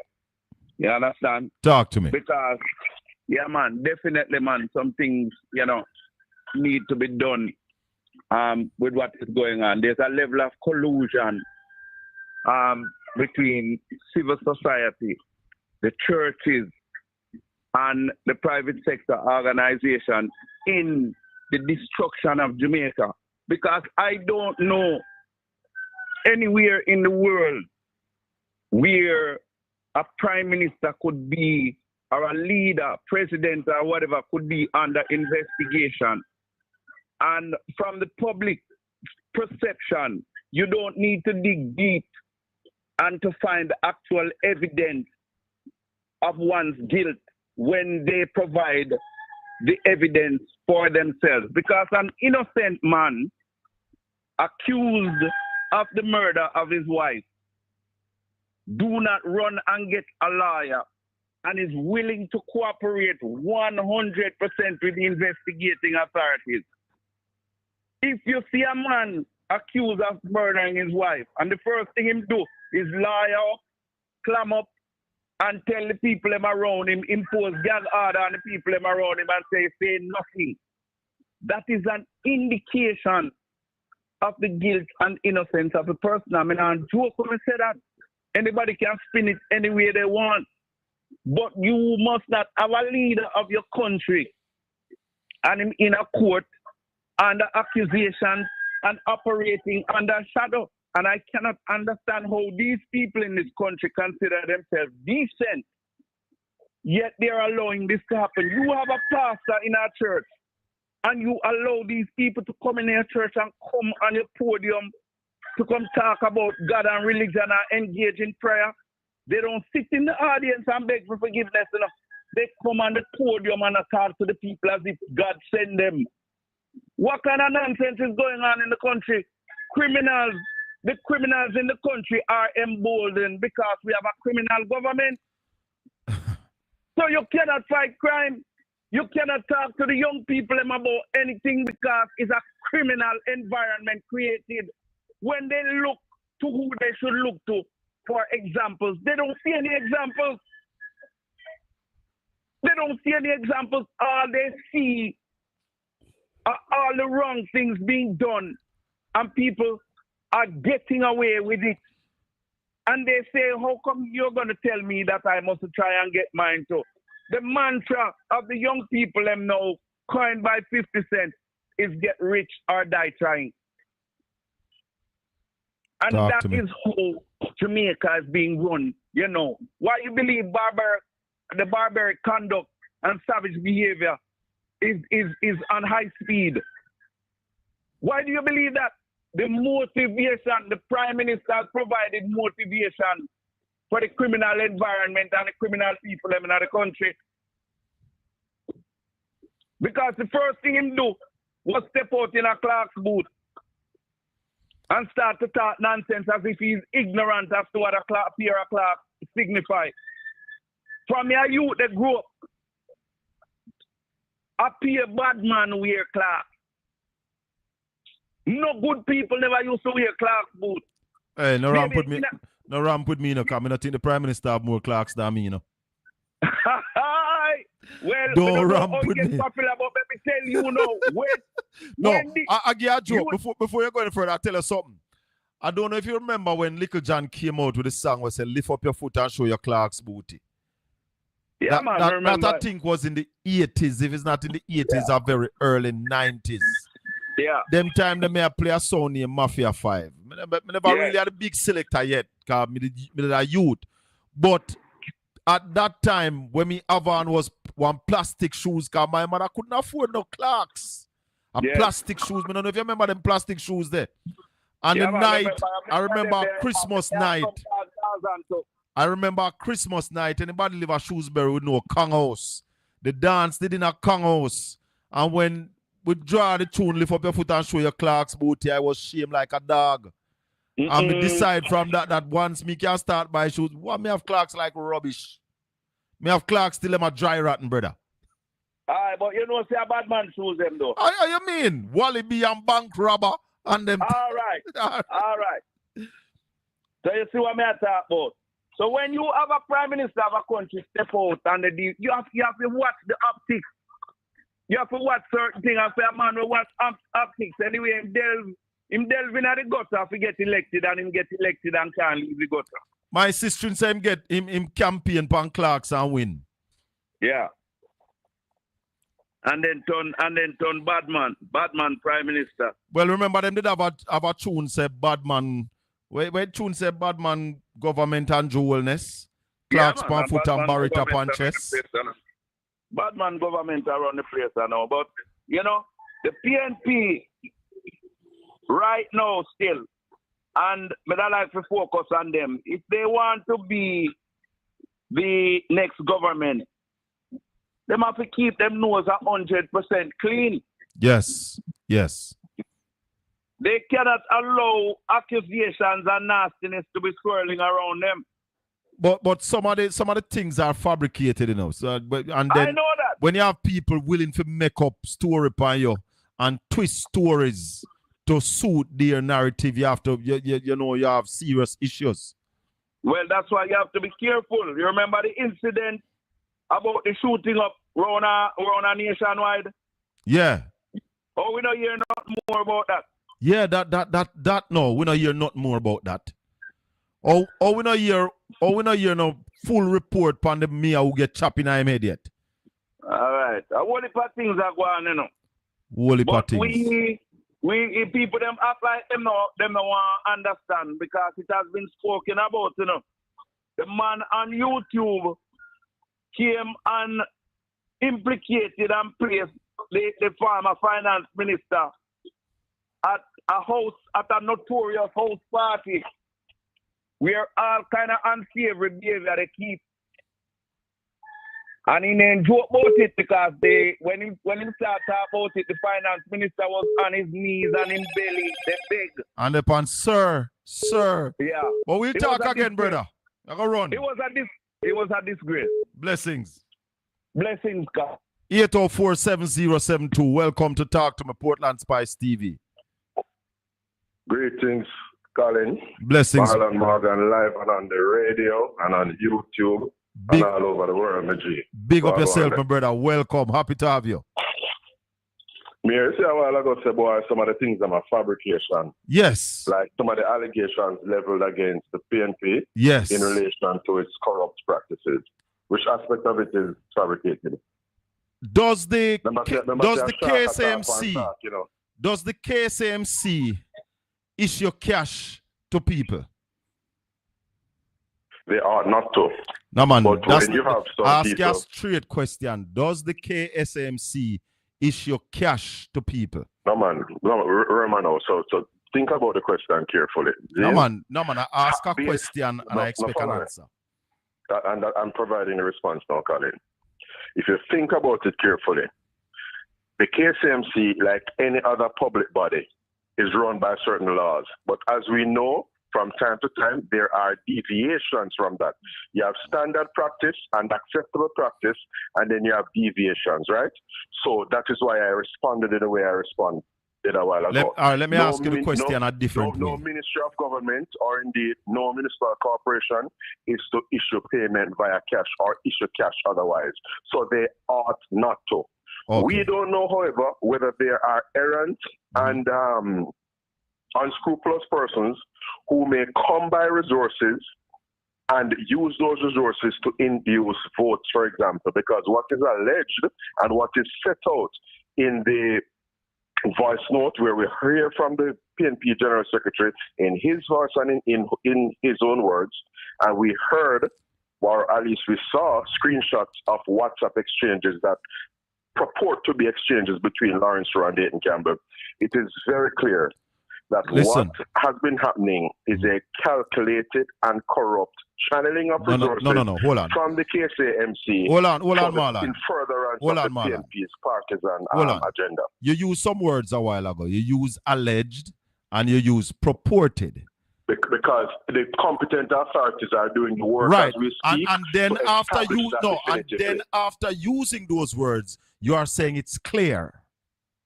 Those words can use and then you say it's clear. No, man, of course, an No. allegation can be clear. So Nothing hold ambiguous on. about it. Hold on. So We you'd hear the agree word with in me the then? gentleman's own word, you know. All right. So you'd agree with me then to say that the Integrity Commission said the Prime Minister used money from a charity to buy stocks and bonds, and that is clear that the Prime Minister has breached the law. It is a clear allegation. That's what it is. A clear allegation. Oh, so There's your no one little while, ambiguity there. so your one little while is not a clear allegation. Your one little while is just clear. No, man, I just used the word clear allegation a while ago. No, So let's but come back to the substantive But point, when you though. talk about Lawrence Rowe a while ago, you use allegation and you use purported, but then you come and then you say it is clear what the PNP is doing. No, man, that's why I'm saying, what is instructive here is that you have screenshots of WhatsApp messages that were never intended to be disclosed to the public. Right, and the screenshot are of the indeed- message said that, do and you are want to really... indeed, Well, I know. damning. The screenshot say, me not think we no really plan to win the seat because him get what, 300,000? Or then I shoot out the money illicitly No, to come and enrich me, to dole it out on the people. oh, there That's was what that. he's saying There was that in the that screenshot because message. I never see the screenshot. No, man, there was not that in the screenshot. That wasn't in the screenshot. Oh, then make we talk when on the screenshot, no man. When All right, that's what I'm nationwide, saying, because so watch me now. what Let I me am, go again. what the knowledge I have is what nationwide put out, and it put out that says that uno no serious about winning the seat because uno give other people 500 and go give me 3, and with the road All right. works, hold on, So with watch the, with me the, now, hold on, Colin. no. With the road works downtown, me uncle get for name 2 somebody. So. Watch me now, Colin. Mhm. Because I want to have a free flow and dialogue where you say a bit and I say my bit, right? Yes. Now, to the best of your knowledge, what is the role of the KCMC? Or better yet, the better question is it part and parcel of the mandate of any municipal corporation to help Lawrence or anybody else win seat? Hell no. All right then. But does it happen? Has it ever happened? Has the GLP ever done it? Because Marlon, I'm glad you called, you know. There was a situation in Portland for about 4 years. 4 and 3 years. Where there were 2 divisions without councillors. And I was screaming. Word I used earlier. Well, I know. And I was screaming at the top of my lungs. Who is spending government money in these divisions? Because for one, I can tell you that me and Paul Thompson never come a fellowship yet. Neither the deputy mayor. And they were the one who was supposed to be spending the money. And I heard in a meeting where a candidate spoke how much she did. As a responsible citizen of Jamaica, did you alert any authority to something that you observed as being irregular? I'm just asking that question. Did you alert any authority? We ball it out every day, Marlon. Oh, so you just ball it out. Don't put onto the market. You never go to the competent authorities. My bad. So watch me now. So because I never go to the competent authorities, it's all right. No, but remember now, we are a nation of laws, not of men. People can't just walk around arbitrarily in their respective heads and conjure up something in their mind that wrongdoing is taking place, for example, without the people know who are vested with the mandate to ferret out the wrongdoing and make certain establishments. So, for example, the Integrity Commission, my brother, could establish no impropriety on the part of the Prime Minister. You realize that? And they are a competent authority. No, don't say that. Don't say that. They did. Yeah? They did, Marlon. They did, my brother. If they that did. Were the case, the integrity. Hold on. If that were the case, it would have been a matter that the Director of Public Prosecution could have acted on. Answer this question. Was it in the Integrity Commission report that the Prime Minister used money from a charitable organization to buy? The Prime Minister provided a justification. Marlon, let me ask the question and then you can answer. Ensued the way it ensued. Let me ask the question and then you can answer. Was it in the Integrity Commission or is it in the Integrity Commission report that the Prime Minister used funds from a charitable organization to buy stocks and bonds? That is absolutely situated in the report. And as you can appreciate, in our report, the subject of the report is able to provide further and better particulars. Is that an illegal act in Jamaica? I'm going to ask you. Is that an illegal act in Jamaica? But if that were an illegal act, which that question that you have just asked leads me to my question. Does the Integrity Commission have a Director of Corruption Prosecution? Oh, yes. Sure. All right. You see me answer your question? You see me answer your question easy? Following that logic. I somehow answer my question them straight like how me answer your question. Fair enough. But follow me on this score, Shaka. If it is, as you have asserted a while ago, that what was alleged to have taken place is in fact unlawful, why is it that the Director of Corruption Prosecution had no basis on which to mount a prosecution in relation to the Prime Minister and this whole probe of illicit enrichment? Did the report say that? You don't find something curious Hold on. Did the report that contained that accusation said they don't find anything? Or it wasn't sent to the Director of Corruption Prosecution? Mr. Kevin Stevenson, the Director of Investigation, did his probe, yes? He mentioned all kind of things in his editorializing in the report, right? But was not able to establish any compelling or sensible finding of impropriety or illicit enrichment. And therefore, he was not even in a position to hand over anything to the Director of Corruption Prosecution. That's not true, Marlon. That's why he did that. That is not true. I just asked you a question. Is it illegal in Jamaica to use charitable funds for your personal business? But guess what now? First of all matters in Jamaica, like in any other respectable democracy, turn on the facts of the case. I would have to apprise myself appropriately on the facts of the case before I can pronounce on that. Why has the Prime Minister? For example, what if the persons providing support to the charitable cause or whatever know that a particular action is going to be made subsequent to? The point is, one would have to apprise themselves of the facts of a respective case. But I will share this with you. I'll tell you this. This morning is about a particular gentleman who was on a stage where you were in attendance and he described himself as being big and broad, and I'm afraid that no man, no girl, nowhere. But what we have seen in the past few days, but I'm only have strength at Sunday night time. For the balance of the week, he might either hide from bailiffs. For example, man who come to serve him summons in relation to Daryl Vaz's lawsuit. Him spend time and hide like mongoose in a bush from bailiffs who come to serve him summons. Who are you referring to? Time, who are you referring to? Or him spend time, watch me now, who has Daryl No, Vaz but hold on, Marlon, hold on. Let me help you with something. Yeah. Comrade General Secretary Dayton Campbell Yeah. is at a PNP meeting every Sunday night. So if the bailiff want to find him that Daryl, him or da Damian Crawford. And a recent week's letter, but this was from months ago, because he ended up being duly served. Then Anyway, how at least can based on Dayton what Campbell, Daryl Vaz hold on, asserted. how can Dayton Campbell be hiding from anybody? That is rubbish, Marlon. But Come no, man, with something proper, man. remember now. That's rubbish of the now. eye, sir. That Dayton can't hide from nobody. But remember now, that is what has been asserted by Daryl Vaz. Brother, I hear you on a program. Hold on. I hear you on a program the other day. Hold on, man. Hold on. I hear you on a program the other day. Hold on, Marlon. Hold on. You're on a program the other day and said that you are responsible for what you say. So make we talk, me and you are talk. Not talk about what next man say what you don't know. Because they can't hide from nobody. That are rubbish. Am I part and parcel of a legal action that Daryl Vaz took out against Dayton Campbell? Am I part and parcel of that? I don't know. So we can't go by with Marlon say, brother. I don't have any particulars on the matter. No, beyond but what Marlon, it is obvious to every Jamaica and everybody on this platform said Dayton can't be hiding from nobody. Logic, you know what I'm saying? There's no logic to that. Dayton can't be hiding from nobody, brother. My brother, there are ways of seeking to evade being served in relation to a particular court proceeding. And that is particularly and precisely what Vaz has asserted in this particular matter. Marlon, apart from that, you know, if a man wants to serve him, can't throw the summons at your foot, right? You don't have to take it.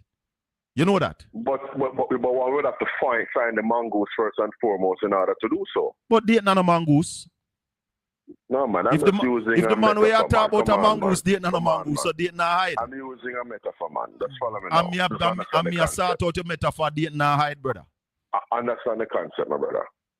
If it is that one is being evasive or is inclined to be evasive, the bailiff or whichever person coming to do the serving of the summons. Make we move from that, Marlon, because that's a rubbish. Come, make we move from that. That's a rubbish. But the substantive point I want to make is that the same man who is beating him chest, thumping him chest, saying oh, him big and bad, when he is caught in an audio recording and a screenshot or screenshots of exchanges on WhatsApp between him and Lawrence Rowe, at least purported WhatsApp exchanges, come to the fore and the media is pressing him to engage him on the matter, he's being an absolute coward and either not answering the phone as the media has reported, or he's on the phone and electing not to speak on the Look record. how long we are trying to get a talk off of the Prime Minister. Hold on.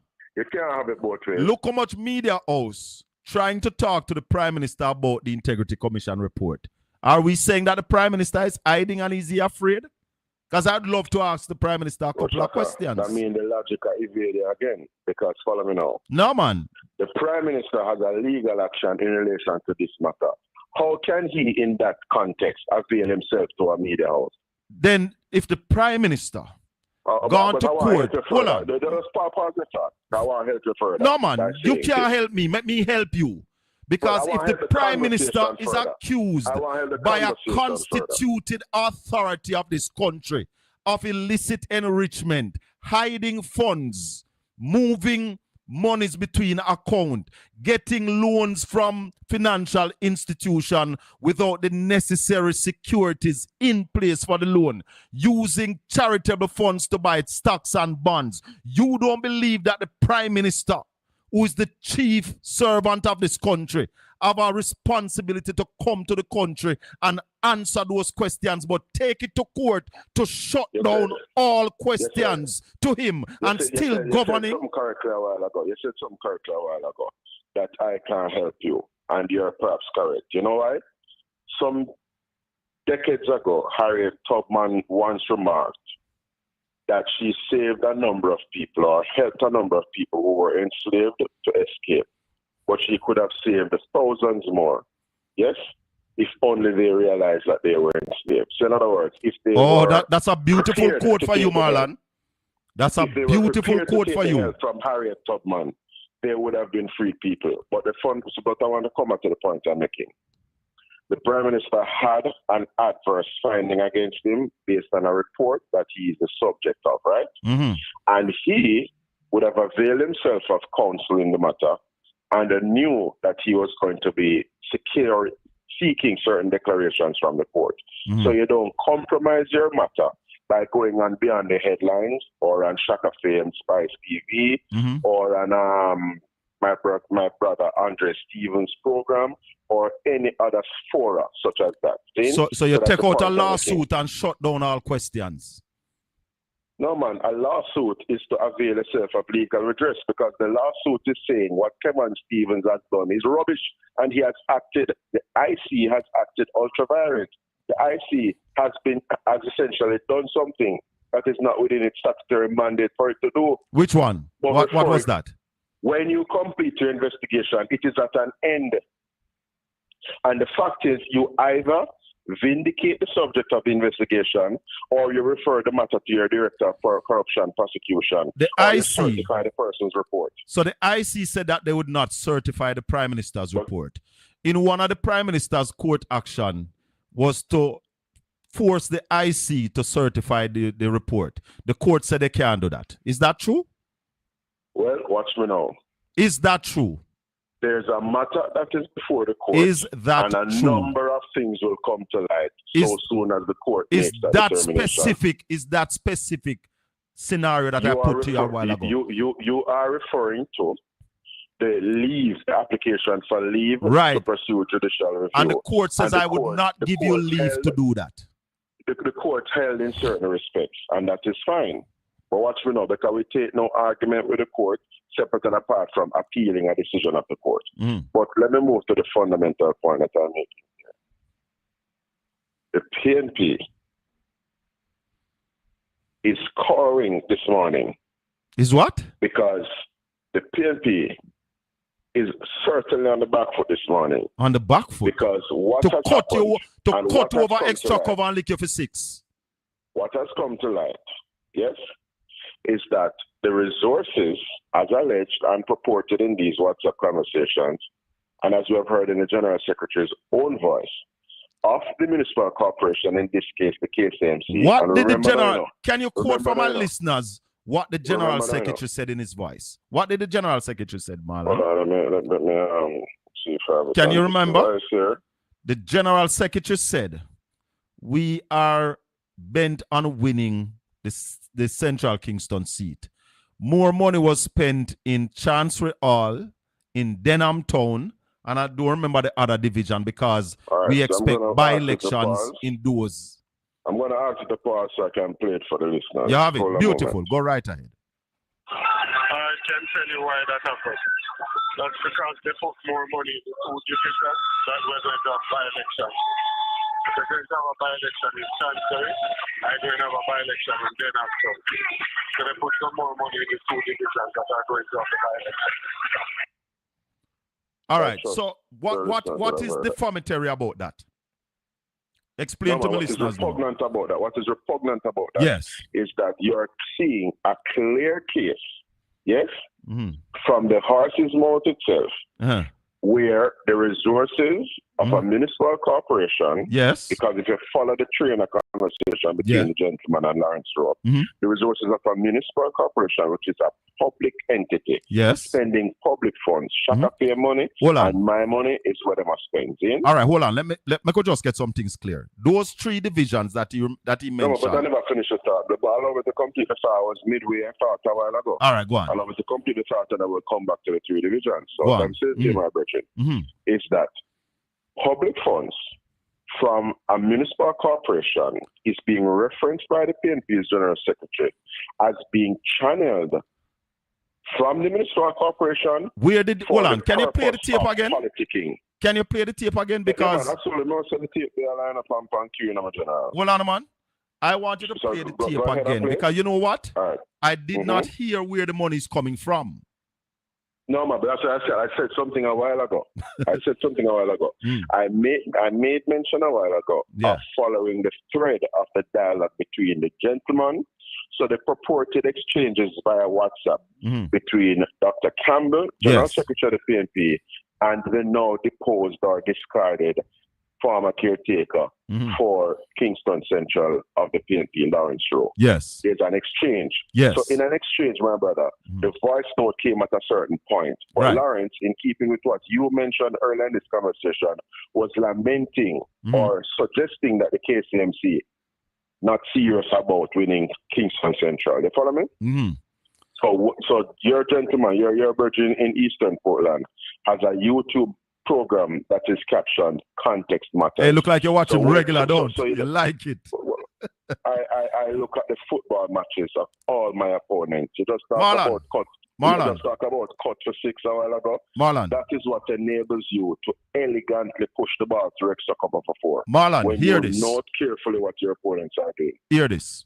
I don't know if you heard an interview on Nationwide some time ago with a GLP mayor saying that if him get $10, him take $70 out of it and give them $20. You hear the voice note there? I know them take 100% and give him 50%.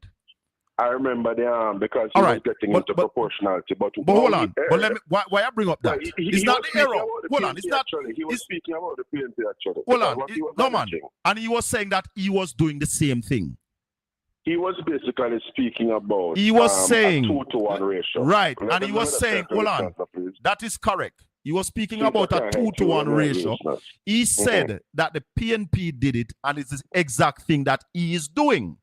And let me just clear that to my listeners. What that means is that the GLP was taking more money when they get money for the council. I explained it earlier to my listeners. If there's $100,000 to spend, you have a GLP mayor or a PNP mayor. The mayor was suggesting the very opposite of that. No. He was suggesting that he's not doing that. No, that's not what he said. I may have the tape, brother. Him say, I am doing the exact same thing that Councillor Mackenzie was doing when he was mayor. Those was his exact rules. Let me explain. I am quoting him verbatim. So hold on. Why I bring up that? Is that the parish council, any parish council, including the KSMC, has autonomy over the funds that they dispersed. Yeah? So they can decide to spend more in Division A than they spend in Division B. In a response to all that you have said, Mayor Councillor Swaby said that in those 3 divisions, there are 3 GLP members of parliament and they were involved in the distribution of that funds. Is that true? That there are 3 divisions where? The 3 divisions. No, Chancery Hall. Maybe has asserted that. Hold on. I'm not in a position to. Then you know should have checked that with your PNP, with your GLP MP, then brother. I'll be gracious, however, and say on that matter, I am prepared to take Mayor Swaby at his word. Is that a reasonable position? So in other words, exactly, but Dayton Campbell have no authority over parish council money.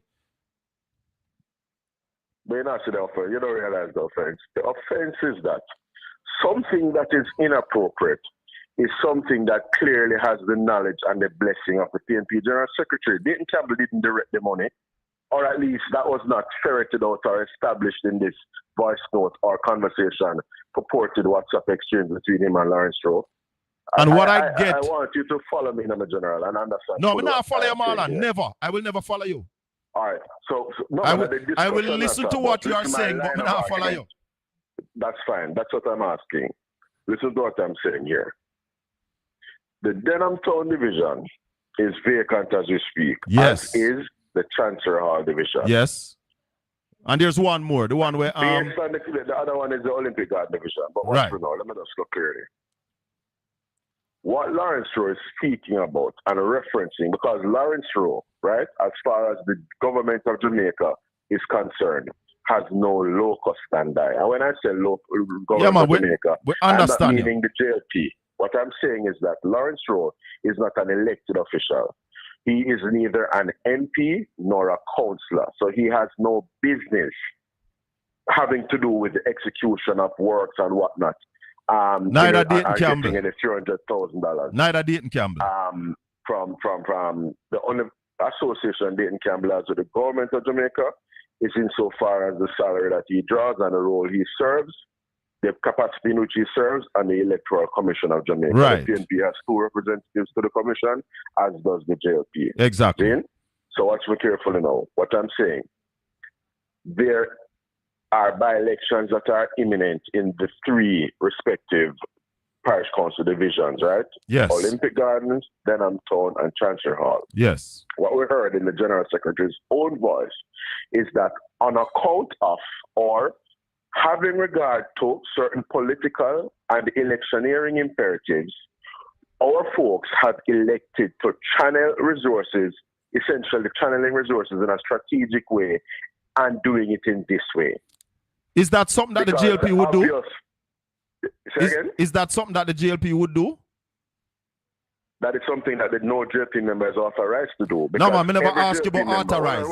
Is that something that the JLP would do had they been in You the... asked me a question a while ago. You asked me a question. You asked an excellent question a while ago. That's what I'm saying. You see, in the discussions that I have with people, I hear and I understand perfectly what my counterpart is saying. And I would really want some reciprocity. I would want you to hear and understand clearly what I'm saying. And I do understand clearly, Marlon. Hold on a moment, so we're not speak at the same time. I use a particular O word earlier in this conversation, and that is the word ought, meaning what is permissible, what is required, and what should happen, right? Yes. So let us be very clear. Mm-hmm. You made mention, you asked me the question as to whether the KSAMC or indeed any other municipal corporation can spend cash or give out cash. Right. And I said to you in response that they ought not to. Because remember now, there are 2 different things in human interactions. What is permissible and what is not. And sometimes people may do what is not permissible. So what I'm saying to you, I asked an excellent question a while ago. If corruptly using parish council money or any public funds in furtherance of electioneering and partisan interests is something that the JLP would do, right? Mm-hmm. And my response to you is that the JLP is strictly forbidden to use public funds in any way that contravenes the Financial Administration and Audit Act or the Public Bodies Management and Accountability Act. So in other words, they should not. But you may always have in any organization a person who goes off on a frolic of their own and do something inappropriate. Answer That's this why question. We have laws. Answer That's this why question. We have laws. But I want to make a more fundamental point. I want to ask you a question before you make that point. Hold on, man. No, but I midstream a thought. Let me complete the thought and I will come to the other question. See? So what I'm saying is that you may always have unscrupulous persons, whether within an organization or outside of the organization, who may commit themselves to something unlawful and do something that is inappropriate. However, what is more egregious when that happens for somebody to be complicit with it or for somebody to give it support or endorse it? What we have seen based on the General Secretary's voice note is that something that ought not to happen is something that not only has his knowledge, but essentially, it appears to have his blessing. I want you to understand the fundamental point, my brother. Answer this question for me, Marlon. Shaka Fame may break the law, see? But Shaka Fame, because he's under Jamaican law and subject to law, he may have penalties imposed against him, as should be the case. But for Marlon to come and shake him and knock his to him and say, yo, my general, it is good that you brought the law in that way, man. That is excellent. It will cause us to be rich and blah, blah, blah. That now sees me becoming complicit with your errant conduct. So hold on, Marlon. So that means the Minister of Justice who told parliamentarian to tell the... Hold on, let me finish, man. Let me finish. Let me finish. The Minister of Justice told a parliamentarian, according to him, to tell the IC that his spouse not willing to give the information. That's not the question I want to ask you. The question I want to ask is this. Is it illegal for a parish council to spend more money in a division than another one? If it is illegal? Yes, for a parish council to spend more money in one division, in division A, than they spend in division B. So my answer, Colin, is an emphatic no. All right. So what's your problem? But it doesn't end there. I understand what you're trying to establish and where you're trying to go. But what I will say to you is that, all right, let me put an equally important question to you.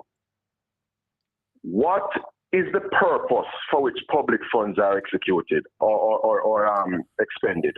Is it not for the purpose to take care of the people's business? There you go. Is it in furtherance of the politicking of any political party?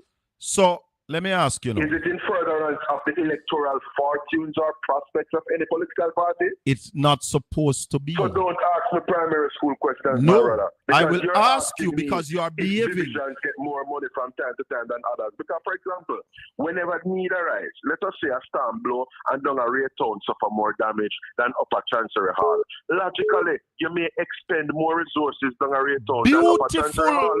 Thank you for going right there, sir. So you tell me now. You understand my point of departure. Yeah, man. My point of departure, my general, is the motive. Yeah, man.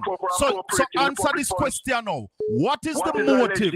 Hold on. Appropriation of public funds. Hold on. What is the motive of the Prime Minister giving $240 million to his members of parliament to deal with roof after burial when you do have constituencies that got no injury or no damage from burial, and he gives every MP the same amount of money? Talk to me about it. I write down two things. I write down Delroy Chuck, and I want to come back to the Delroy Chuck issue, but I want to talk to the roof issue first. Because there's a particular councillor, my brethren Mario Mitchell, who I had to respond to on Tuesday evening on Facebook.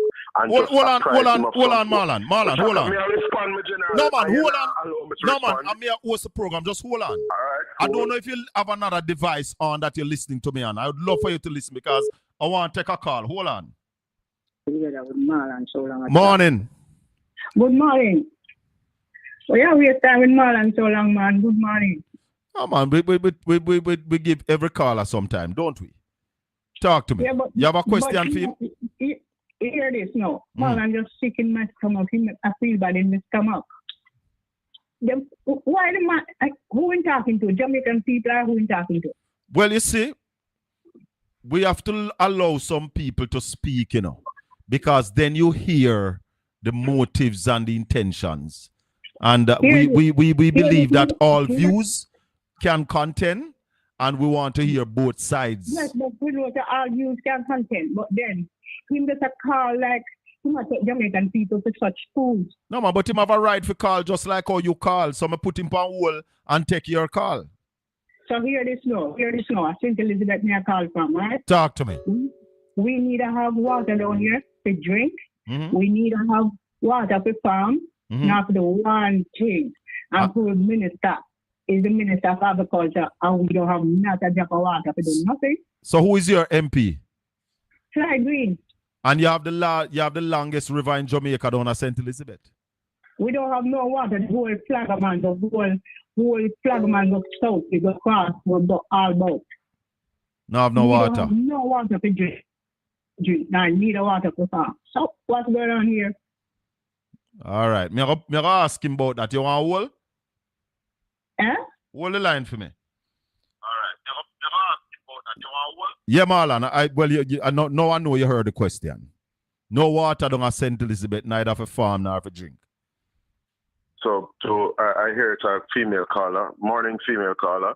I'll be the first to commiserate with you because I know how important access to potable water is in the domestic space, but also for those persons who engage in farming from an irrigation standpoint.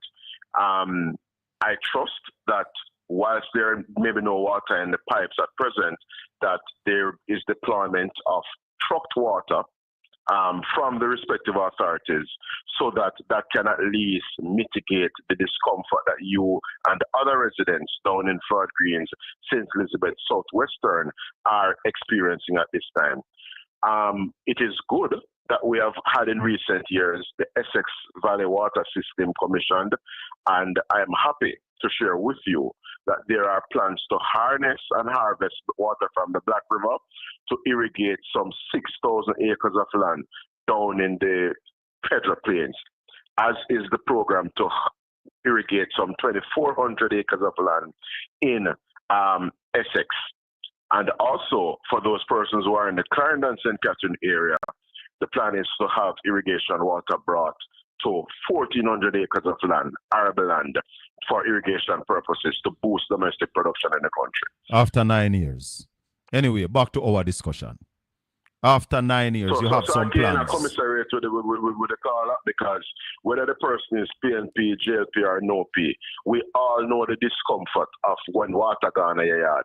You can't get wash up the dishes. It is uncomfortable because, you have to be flushing the toilet with bucket and, All right, Marlon, let's come up because we have quite a few people.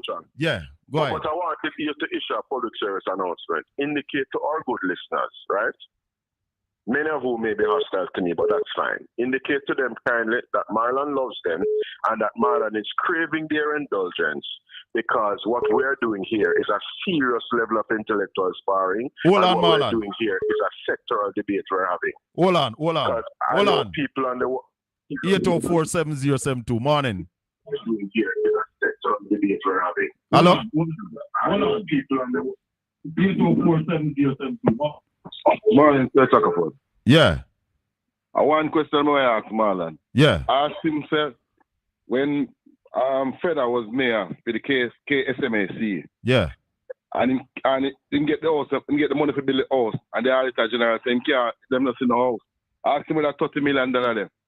Where was that house? The house when supposed to build, and him can't get account for the $30 million. All right, to my listen, so let me see if in here. The house when supposed to build, and him can't. Yeah, Marlon, you heard that question? Yeah, I heard a question about some house that Feder was supposed to build for $30 million. Kingston. Me don't know about it.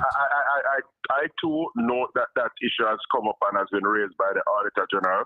I'd like to hear former Mayor Delroy Williams' response to that. Okay, so I invite him to respond. So you don't know about it like myself? No, I have not availed myself of a response to that particular finding of the Auditor General. Mm-hmm. But in the interest of, in the public's interest, in the interest of transparency and accountability, because Feder presided over public funds, that's all. Yes. Our response from him is warranted and merited. Mm-hmm. I'm coming back to the fundamental point now about the roof and then Delroy Chuck. And I'm really craving the indulgence of the listeners, because we are having a sectoral debate this morning. Yeah, a free-flowing conversation. So watch me now. Jamaica SHACKA and listeners is situated in the Caribbean basin. We're a small island developing state, and from time to time we may have very serious and adverse weather systems such as storms and hurricanes coming our way. Indeed, it is not a question of if, it is really a matter of when. So from time to time, though we are a nation of predominantly Christians, and we have our prayer warriors and our faith-based groups, although we may pray in earnest, we know that from time to time assistance may come to our shores. The idea of the government, through the Prime Minister, making $315 million available to each member of parliament in terms of $5 million allocated to each member of parliament to assist residents with shoring up their roofs. This is not to be conflated or mistaken with a hurricane burial-related relief effort. The hurricane burial-related relief effort has essentially taken place. The Ministry of Labour would have issued over 14,000 extent of support to persons who are beneficiaries of hurricane burial related relief efforts, right? In addition to what the Ministry of Agriculture would have done as well. So just to be very clear, because when person hear money on roof, automatically burial comes to mind. We're dealing with something beyond the burial here. What we're saying is that other system, burial brother and sister them, are likely to come down the road. So what we're doing is that we are putting members of parliament in a position, albeit $5 million. We wish it could have been exponents of that. For example, $50 million to each MP. But as it is right now, it is $5 million of SHACKA Fame's money and Marlon Morgan's money. But watch me now, my general. The idea is to have MPs being able to, on a needs basis, assist their constituents, many of whom may have roofing infrastructure that is in a state of disrepair. Because some zinc roof, for example, don't have any hurricane straps affixed. All right, and therefore, you are trying to get more houses in a state of readiness and resilience. So the whole initiative, my brother, is to build resilience. It is not about people in Manchester and St. Elizabeth versus people in Portland and St. All right, Mary. let's go to it. Delroy, It's Chuck. We have a about time resilience constraint, Marlon. You answer that question. Let's go to Delroy, Chuck. Let me move on to Delroy, Chuck now. So as you and the listeners may appreciate, Shaka, parliamentarians are under an obligation each year to file not just parliamentarian, but public sector workers earning over a certain amount. But because we know the boogeymen in the room, man. We know the people who, the spotlight is on and the people who are the subject of a lot of infections. No, but they are not the only one who are expected to meet these criteria. You're correct, but that's why I made mention of that. Because the question, remember the issue, some inappropriate reports in the media said Delroy is encouraging parliamentarians to break the law. Anyway, so let me just be clear. We know the obligations that these guys have. Now, what Delroy Chuck was speaking first and foremost at an oversight committee of the Integrity Commission. What Delroy indicated is that parliamentarians, an aspect of what is required of them or their ask is to outline in their declarations the earnings of their spouse.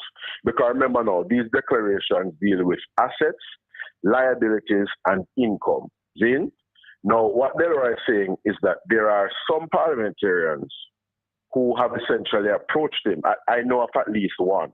I won't disclose who it is, but I know of at least one who has approached him to indicate to them that they have a challenge because they have this obligation basically under law and they have this filing to do, but their spouse, for whatever reason, is not making them aware of what their income is.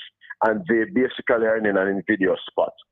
Now, what Delroy is suggesting to them is that instead of breaking the law by fabricating a figure, which would therefore make you make a false declaration, indicate to the authorities that you do not know. So I'm going to come to the exact words that he used. So hold on. I had it written down. Yeah, man, hold on. We have played it here before. I'm a listeners them here. But let me ask you a question. So he said, I have advised the member to let them know you don't know. So how you want to run a constituency, you want to run country and you can't run your yard. You can't tell your spouse based on my job in the public space, you need to give me your information. Signed up for politics. Colin Campbell signed up for politics. His beautiful partner, one of the good empress them, I'm assuming, down in Portland. And she have to respect me. So signed up. And she have to respect my position. When you are married, you become one. No. But Colin, that you can't run. No, you can't run constituency and can't run your yard. That's not so. My brother, that means you and I part company there, so understand this. We do not. You have a legal obligation that once you live with your spouse. And I'm seeking to respond. To you now. Just like Colin Bell, Mrs. Bell, or your common law partner, one of the wonderful empress them over in Portland. Very sweet. We love the wonderful empress. Oh yes. And that is what we encourage. Oh yes. And I'm not showing shade and such, man. Nothing less. So watch me now. Not showing too much shade and such guy. That is where I agree with Donald Trump. It's only two gender in the world, male and female. Anyway, but we're not opening that can of worms this morning. Let's a particular incumbent standard bearer go over in the east. That we are bashing him. Anyway, I don't know. Let us move on. I don't know what you're talking about. Now. Watch me now, my general, because you touched on something a while ago, and it is something for us to critically analyze in Jamaican discourse. You sign up for something. Yes. Your wife didn't, because the truth is that you may have met your wife at a point where she was already an established professional, and then you decide to go into the political arena and blah, blah, blah. The idea is that just like Colin Campbell, your partner Bell, my name here. Subject of Colin Bell, rather. Even though I'm not ring over your side, call me Colin Trumpet.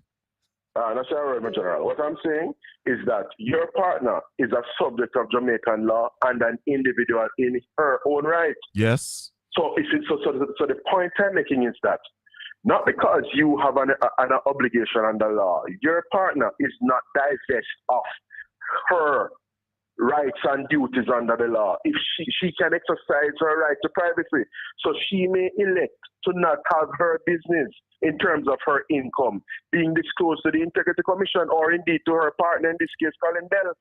But Marlon. So what I'm saying is that you spoke about Ronyard. We need to have a discourse in Jamaica which is much more accommodating of divergence, because the truth is, if your wife takes a position, my brother, it shouldn't be for us to exercise this macho and toxic masculinity by saying, listen, I'm me run But hold on, Marlon, it's not just male. Hold on. It's not just males in the parliament. There are females in the parliament who will need their spouse soon as well. You were saying you so, run a yard. So not going with no. Hold on. Me never say I'm me run me yard. Hold on. Brace. Me never say I'm me run me yard. Me say you can't run constituency and can't run your yard. Because so when we get into a relationship, it is not a matter of who run the yard. Right. The two of us are equal partners and we collaborate. But hold on, Marlon. He is the yin and I am the yang. No, two of we are not equal. Maybe you and my wife is the female adapter and I am the male adapter. No, the man is the head of the house. Man and woman not equal. And I am the bolt. Man and woman not equal. Not in my book. Man is the head of the house. So my Bible tell me. Yeah, but we know that. We're not talking about that. Anyway, what I'm saying though. Hear my point, Marlon. Hear my point. Run me yard. Hold on. I can't fight on somebody. But hold on. Come with the point, Colin. Hear my point. When we get into a relationship, you know, when me and a woman get in a relationship, she know where me inner and me know where she inner. So once I am doing something, my lady supports me. May come sometime down the road. That's the point I'm making. No? All right, let me pause a bit. Hold on. Yeah, hold on. 804-7072. Morning. Sir Colin. Yes. Yeah, I do not agree with what Marlon has said. It's concerned with dead rights. So I'm going to tell you the reason why. There was a statistic where they believe that politicians, I think it was the mistrust and corruption, is about 65% in Jamaica. That was the statistic that is reported, that they believe that the politicians are corrupt. How do we not know that there is unscrupulous, based upon the statistics and the perception of the politician? How do we know that there is unscrupulous politician who has his money, put it to his wife, and knows and him pick them, not just him wife and him pick them. Exactly. So that is policy what Marlon is saying. That is basically, you understand that you're dating a politician, and the rule of law says, regardless of the person was having a million before or whatever it is, it's the rule of law. Because I can know that, okay, and this is the reason why Jamaica need a law like the RICO law. But this is the law, hold on, Carla. This is a law that was put in place by this GLP administration, you know. So it is obvious that this administration, they are not able to live in the constraints of the law. And that's why they want to strike down the illicit enrichment law. So Marlon, look here, Marlon, you might be a brilliant figure, but you're circumventing and you're dancing around like a ballerina, because how do you morally, when you look at some of the things that Andrew Owens is doing and is being investigated, isn't there a moral compass within your parliamentarians when they come out and making these pronouncements? Do you know what the public looks at and says, how does these people say these things when morally they are just inept as far as I see? They are morally bankrupt because these are some of the things that they are not expounding on. These are some of the things that they are not looking at. And whatever they might say out in public, people in the general are looking and say, look here, man, we know say on a circle. We know a politician can take money and give him wife and hide it and say, boy, a circle. These are the reasons why we need the laws like RICO laws, where one man not crime, And everybody who's affiliated, the person who make the call, the person who store the money over there, the person who hide the money there, the person who transit the money right there. These are the persons, these are the reasons why some of the crime thing we're having right now. Because me go foreign and make some money and sell some drugs, and me do this, and me get John Tam, and John Tam take the money and the contract kill him on a Monday. We need these law and these politicians know the rule, know the law, and them want to take the people of Jamaica for fool. All right, the things that is happening. That's why you have a crime rate so high. Make him respond to that. Yeah, Marlon, go ahead. Yeah, Colin, I just heard a gentleman a while ago. Morning, sir. What I'll say is this. Then, if it is that persons, the Integrity Commission, for example, values or places a premium on the immediate household of a declarant, in this case, wife and children. If it is that, as the caller was suggesting, a man who is engaged in hanky-panky can just stash off the money in his wife's name and with his wife, can that man not stash off the money in his second cousin and in his brethren or in him right. What you call it, in baby Of course they can, but a man... So what I'm saying is... But the law of the country, Marlon, the law of the country says you must submit to the Integrity Commission the income and expenditure of your spouse if you are living together. You are doing a lot of jockeying, so I understand that. Because in this conversation, what I mean by that is this. Hold on. You say we are play a ball, brother. I beat you. I score past you. Many goals, me I score past you. Well, watch me now, because that is absolutely not the case. But watch me now, my general. What I'm saying is this, see? A lot of opinion is flying around, and persons are not even understanding what is being communicated. So what I'm saying to you is this. Only you alone understand. Hold on, man. That's all I know, G. No, man, but this thing where you talk about people not understand, that is one of the problems the GLP is having, because I don't think everybody fool. And I want to alone understand, and I want to alone have sense. I want to come and spin and tell people all the garbage, you know, tell people about them not understand. You need to stop it. There are people who understand it more than me and you. If you are describing sober thought as garbage, and that's why I'm venturing now to say this, right? The Integrity Commission, as you're saying, the law requires certain declarations, right? Now, how does a declarant maneuver in a case where he is not able to discharge the obligation? Do you fabricate a figure? So for the benefit of yourself and the caller a while ago, Gene, I am accepting that the law is the law. But guess what? The Integrity Commission Act invariably now is a law in relation to which the person who is the subject of the law may not have full autonomy. And if you're a lawmaker, and you can't live to the letter of the law, you need to take for yourself. You're a lawmaker. But that is not the point being made, Colin. That's what I'm saying. There's no one who is suggesting that they can't, that they don't observe the law and respect the law. The point you're making is that in this case, you have a requirement where a person who is the subject of the law, the declarant in this case, who is not able to perform his or her duties under the law because a bit of information is required and the person does not possess that information. So we're not talking about breaking law or the law not being convenient to a person. And that may talk about the general. But Marlon, so the simple point here. Marlon, you're a lawmaker. The simple point I'm making. If you're a lawmaker and the law says that you need to get your filing certified by the Integrity Commission every year, and when it's and this now where I'll go is just for the Prime Minister and the leader of opposition. When your Integrity Commission filing is certified, a summary must be made public, because remember, listeners, the regular MP and civil servant, their submission to the Integrity Commission is not made public. So the man with Delroy Chucker tell the Integrity Commission, tell them, your spouse now furnish you with information.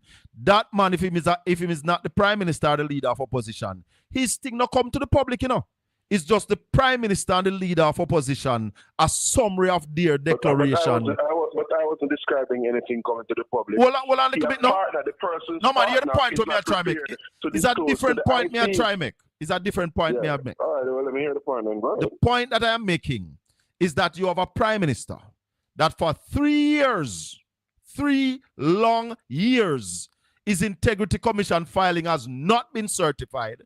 Hence, one of the requirements of the law that a certified summary be made public. That has not happened in 3 years. Explain to the Jamaican people, Marlon, how is that tenable? And I'm happy to, because the director of investigation at the Integrity Commission is acting outside of the scope of his statutory authority. So in one sentence, that is the response to that point you're making. Because the director of investigation undertook an investigation into the financial affairs of the Prime Minister, went as far, the IC that is, as to secure the services of an independent international forensic accounting examiner, and they were not able to establish any finding of impropriety on the part of the Prime Minister. They did not make any referral from the Director of Investigation to the Director of Corruption Prosecution in relation to this matter concerning the Prime Minister. In circumstances where you have not been able to establish any adverse finding against the declarant, you ought to, as the scheme, in keeping with the scheme and thrust of the legislation, the Integrity Commission Act, you ought to I can't understand how you said them to find nothing. I can't understand how you continue to say that they don't find anything. Hold on. Let me ask you this. About charity and whatnot. All right, forget that one. Answer this. Did the Integrity Commission? Why didn't he refer to the lady for Mrs. Prince Kamika, the Director of Corruption Prosecution? You can't make it up. Kevin Stevens, my brother, has elected to leave this matter hanging for the precise purpose that we are talking about on this program here, for political purposes. All right, we're way past 11 o'clock. Persons will be on a PNP platform. We are actually at 11:15. Hold on, Marlon. Marlon, hold on. We are actually at 11:15. The Auditor General. But I wanted to make a point before we move on to the other point, though. Hold on. Not a point, a closing out remark. I wanted a closing out remark. No, man, the caller that you spoke with a while ago, my general, is not understanding, in my view, what is before us. The parliamentarians have a certain obligation under law, and nobody is discounting the law or flouting the law. Because, yes, people may decide to use them partner and stash off money or whatever. But I'm putting it to that caller that a parliamentarian may also use them stepbrother or them girlfriend on the road. Or them friend. Yes. Yeah, man. Them can use anybody. But the law of the country. So the point you're making is that the law of the land. No, man, I don't finish. I'm not finishing now because I have 2 more questions I want to ask you. But no, that's what I'm saying. I'm making a closing out point, especially having regard to my concern for some of the observations the caller previously made, the last caller made a while ago. So the point I'm making in simple terms, my general, is that why the declarant, the parliamentarian, has an obligation to declare, the emoluments of spouse and whatnot. The spouse is also someone who is a subject of Jamaican law and under the Constitution have a particular right to their own privacy and so on. So if they elect not to disclose their income to their spouse so that it can go to the Marlon, you say all of that already. Let me take a call. Marlon. You say all of that already. Hold on, the person gone.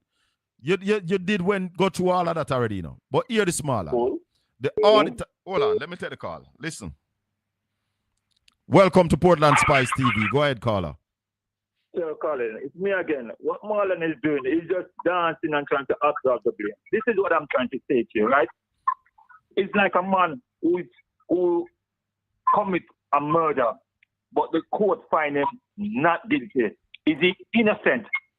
So when Marlon is saying that the IC doesn't have the authority, ask yourself why it is taking 3 years for the IC to make a declaration to say, okay, this man is certified. But yet still you are going to court to try to strike out. Okay, if he knows that he has nothing to hide, why doesn't he come and answer the questions, put everything to the record and say, here's my book. So what Marlon is saying, no, not because, this man don't have the authority to question or to ask certain questions. That doesn't mean that a crime is not committed. All right, caller. I can kill someone and I go court and the jury say I'm not guilty. It doesn't mean that I'm innocent. All right, my brother. Respect. So Marlon. And the jury say Yeah. The Auditor General. Hold on. Let me take this one. Go ahead, caller. Yes, sir. Yeah, man. Morning. First time on your show. Thanks for calling. Welcome. Yes. My take on this thing is that these people, as you say, them just take everybody for fool, you know? All right. Yeah. If you have something to say, go ahead and say it, man.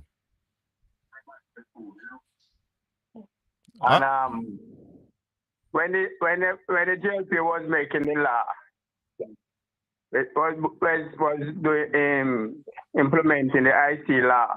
Mm-hmm. It was for the drug cartel, you know. Them never know say to that catch them. The intention was for the drugs cartel. And they fail to understand the clause. No. Caller, I disagree with you though, because the filing to the IC is for civil servant, people who works with government. So you'd have to be working with the government and earning over a certain amount. I think now it got, I remember, maybe Marlon can remind me, I think now it gone to about 12 million before you file to the IC. So it's not for people who don't work with government. So they knew that they would be a part of it. All right. But what I'm saying now is that when the IC, now over the years when the IC catch a drugs cartel, they congratulate them. But now the IC are showed them up now. It's like it's a problem. You know what is my problem, caller? Yeah. Our members of parliament are really legislatures, right? They make laws for the country and they change laws.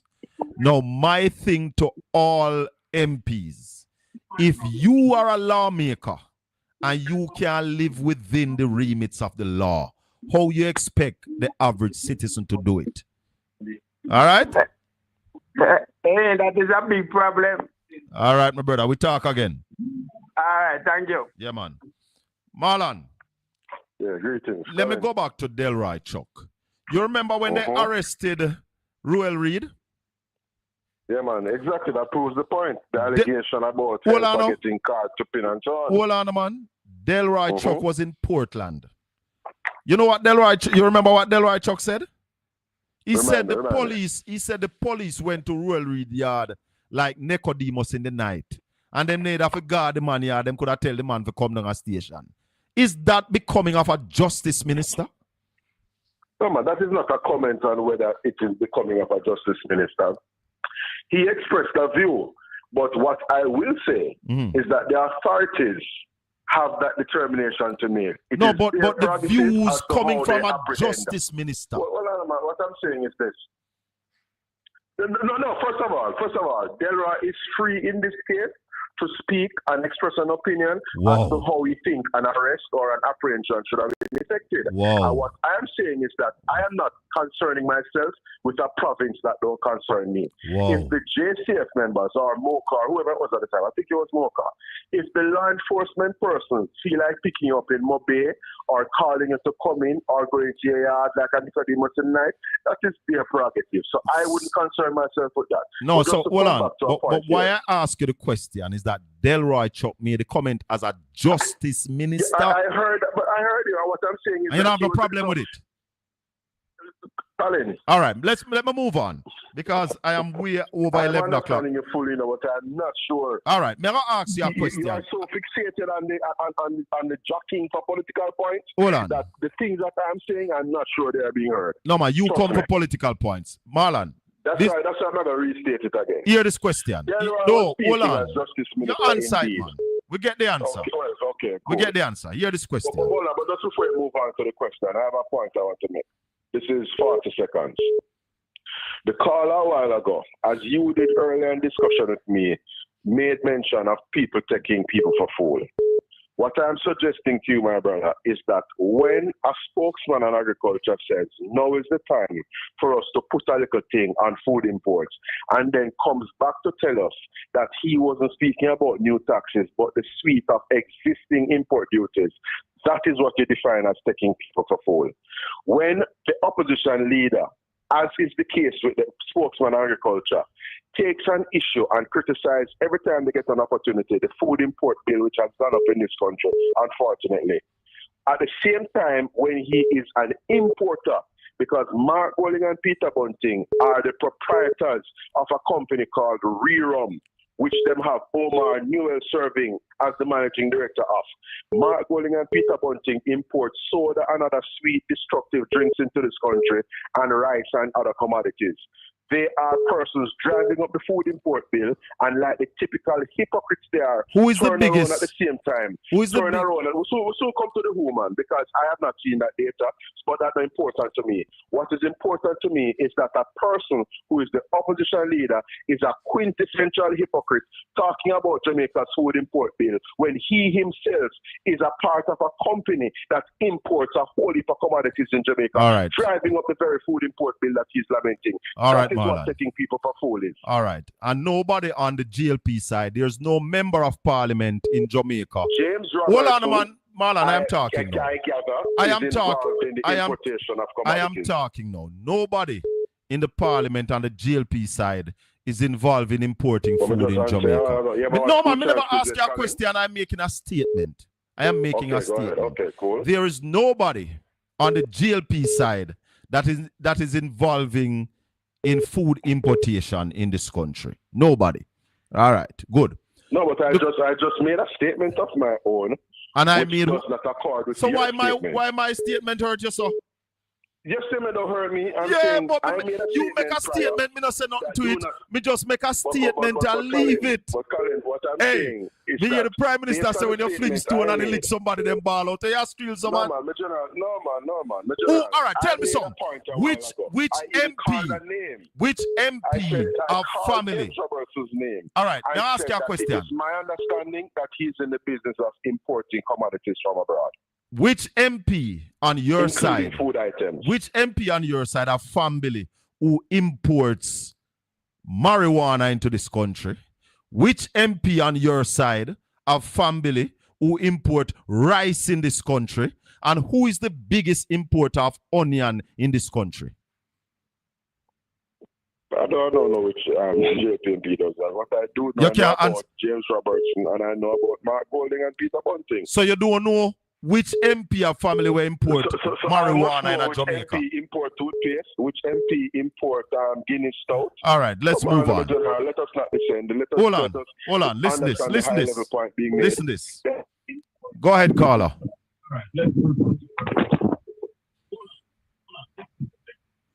Hello? Yeah. Go ahead, caller. Ask Marlon, I know PMP business, I don't know Fimona business. He can't know Fimona business because him don't know, say, one of him minister of government, him son import rice in the country. One of him minister of government, him son import marijuana, ganja in a Jamaica, of all those things. But that's all right. It is good that they know PNP business because PNP is open and transparent. Yeah, if no PNP business, what him can't know Fimona business. No, because they are not open and transparent. I have to go. I have one more question where I want. DP, you can't call me on a phone. The DP call me on 804-7072. Let me ask Marlon another question before we go. Marlon, I need you to clear up something. It's 1 hour going on. I know one JP business and one KP business. But hold on, man. Me done with that, you know. Me done with that. Tufton's son, it is alleged, import rice. I don't really walk around and concern myself about them something. I concern myself with son import ganja. I don't. You don't know that one there. All right, that's your homework. Is it someone from over in your parish? Is it someone from over in your parish? No, nobody from over in my parish. There's no minister of government will come from Portland. Okay. There's a minister of government who have a constituency in Portland, but he not come from Portland. Anyway, you're more help with Marlon. Be prepared to give him honorary Portland citizenship. For what? He's in fact Mr. Portland. For Varsism? No, man. We're not going at that. Marlon, we need you to clear up something with me. We need you to clear up something for me. About Auditor General. Yes, and that more you clear up for me. Yeah, the Auditor General. Is why the PNP are fight against the DPP. Hold on, man. No issue with the Auditor General. Hold on, man. The two people who were brought to Parliament to extend them retirement age. This pitch is a fast bowler pitch, not spin bowler pitch. If you spin, you'll get liquid. Hear this. The Auditor General file a report saying that the new social housing project and the social housing project and the municipal one and the all of them mix up, about 5 mix up, and she's saying that there are overlaps and all of that, and she said one of them gets 677 million, one get 3.4 billion. I'm just running up, right? Because it's a fast bowler pitch. The concern that I have, the Prime Minister, in responding to the Auditor General, said, don't put to malice what you can put to ignorance and incompetence. So the Prime Minister is free to have his opinion. No, me just ask you what that means. If you can't answer, just say, hold on, Marlon. Me know say not you say it. Me know say the Prime Minister say it. But as the communication, one of the communication man, may I ask you what it mean, who it is referred to. Is it that the Prime Minister is saying the Auditor General have malice, or she's incompetent or ignorant, or is it that he's saying that people them might have the Auditor General, he might have malice to? Me not understand what he mean when he said don't put to malice. He quoted a philosopher. He said a wise philosopher said, don't put to malice what you can put down to ignorance and incompetence. You know what I mean by that? Yeah, man, because that's why I am on the program. What we're that? saying is that when we bring the information to people, including functionaries like the Auditor General, they may be divest now of ignorance and maybe better appreciative of the project or the intervention that the government is providing.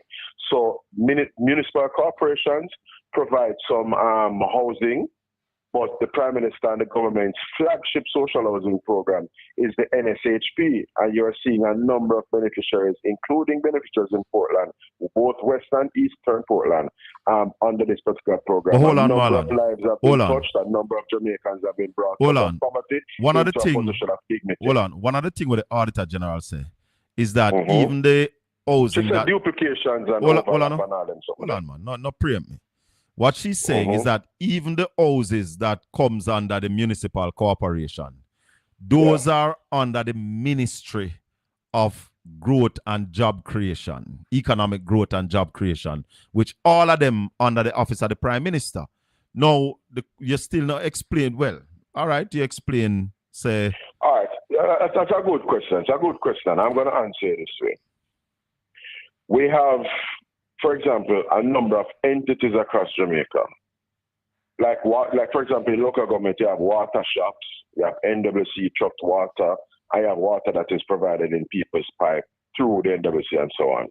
The idea is that what matters is the provision of water, not the fact that you have silos or now, if the question is, could we be operating more efficiently if we consolidate, then the answer to that may well be yes.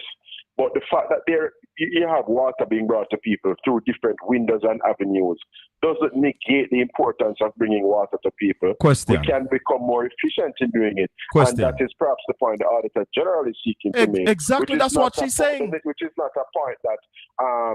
that's what she's saying, but let me ask you this. It's to be overlooked. Answer this question. What should not be discounted, however, is the fact that housing uplifts people. Yes. And that is what is germane here. Who is the authority in Jamaica to determine if a program or a project is being run efficiently, without corruption, or without any overspend? Who is that authority? The principal authority in that regard, by virtue of the statutory mandate that the person has, is the Auditor General. Okay, thank you very much. And the Auditor General undertook a performance audit in this case. Oh, thank you very much, my friend. Wonderful. Thank you. I'm a thank you for the call. When audits are undertaken, you know that when audits are undertaken, you have a thing called management response, right? In other words, yes, the entity that is being audited, just like what I said about the IC earlier, you are in a position and are able to provide responses that give better context. Remember the ISAT program, context matters and so on. That's the whole point of that. You're able to provide further and better particulars because no Jamaican, coming back to the Delaware matter, should break the law, or no Jamaican should flout the law. But a law should put you in a position to discharge your obligation under the law. And if you don't know your spouse's emolument, you should simply indicate on the form that you don't know instead of making up a figure. Because making up a figure is what would be unlawful because you'll be making a false declaration if that figure turns out to be wrong. Because you can make up a figure and guess correctly, you know.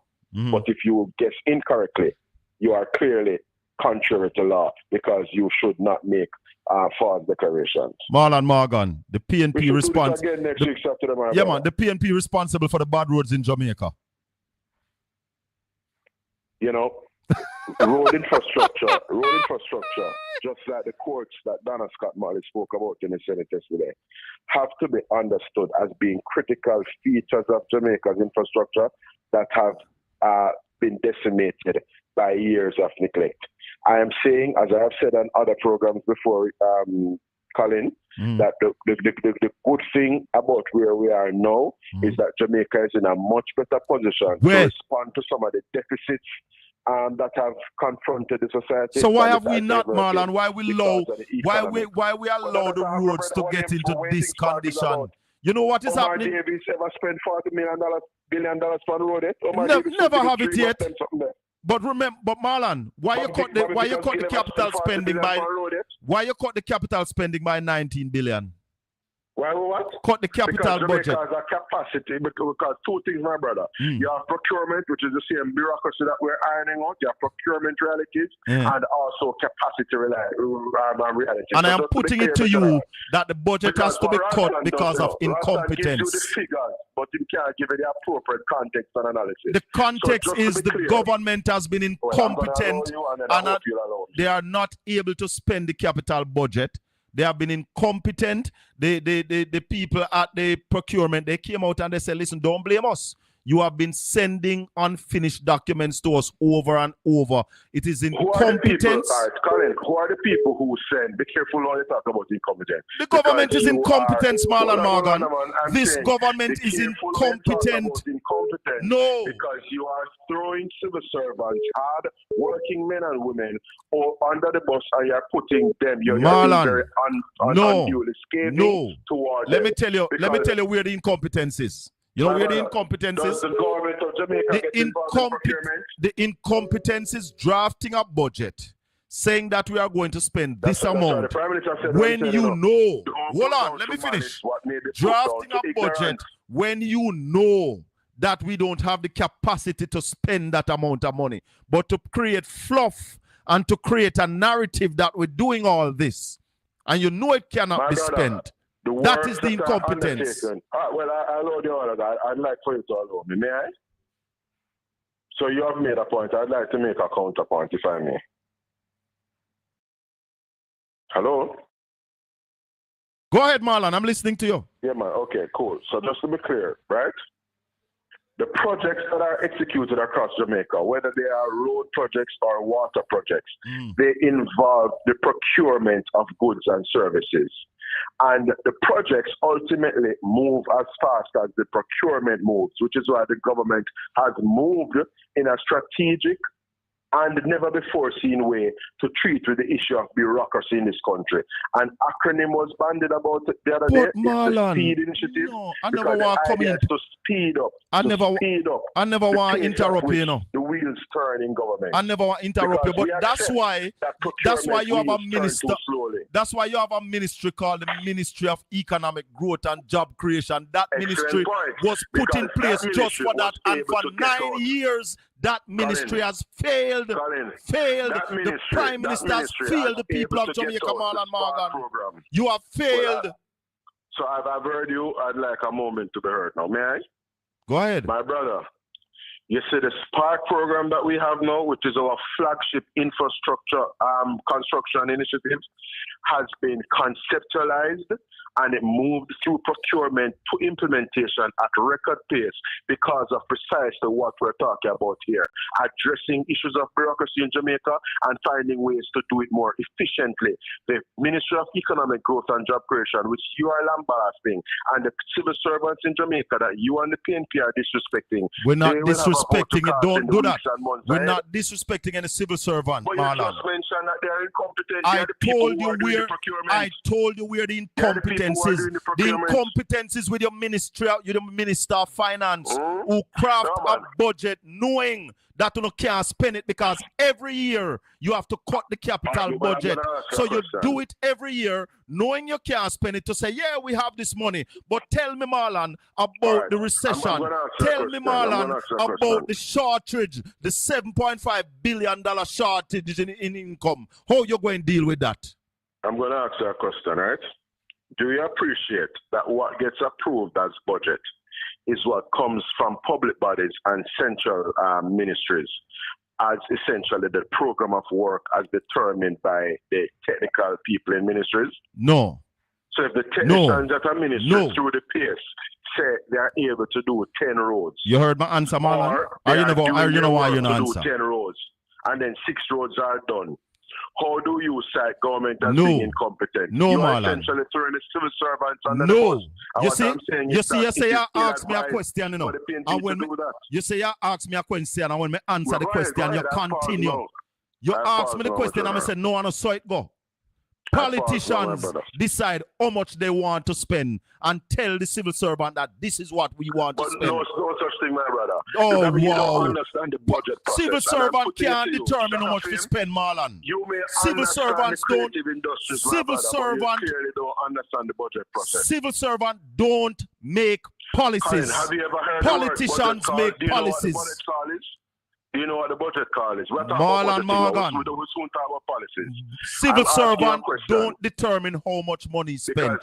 Don't tell the people that the amount of money. A lack of knowledge about the budgeting process. Marlon Morgan. Don't conflate two things here. The amount of money to be spent in a budget is determined by politicians, not civil servants. Do you know what the budget call is?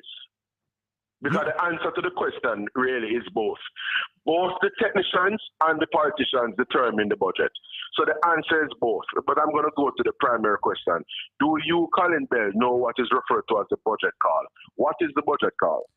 Marlon. If you don't know, you can say you don't know. Marlon. And then next week, Saturday, Ralston can explain it to you. When you have the budget call, the politician puts on the table how much money they have. The civil servant determines how it can be spent and what time frame it can be spent in.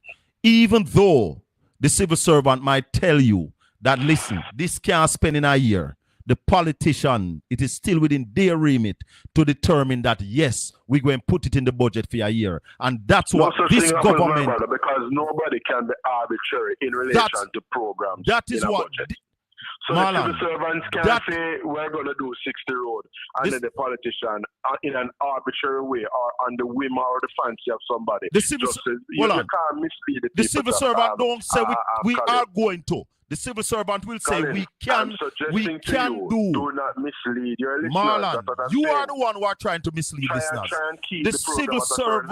The civil servant don't dictate to politician how much money.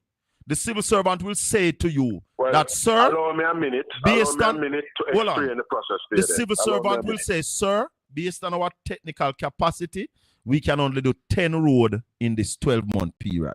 My brother, allow me a minute. The to politicians explain the budget process will still say, listen, me want 15.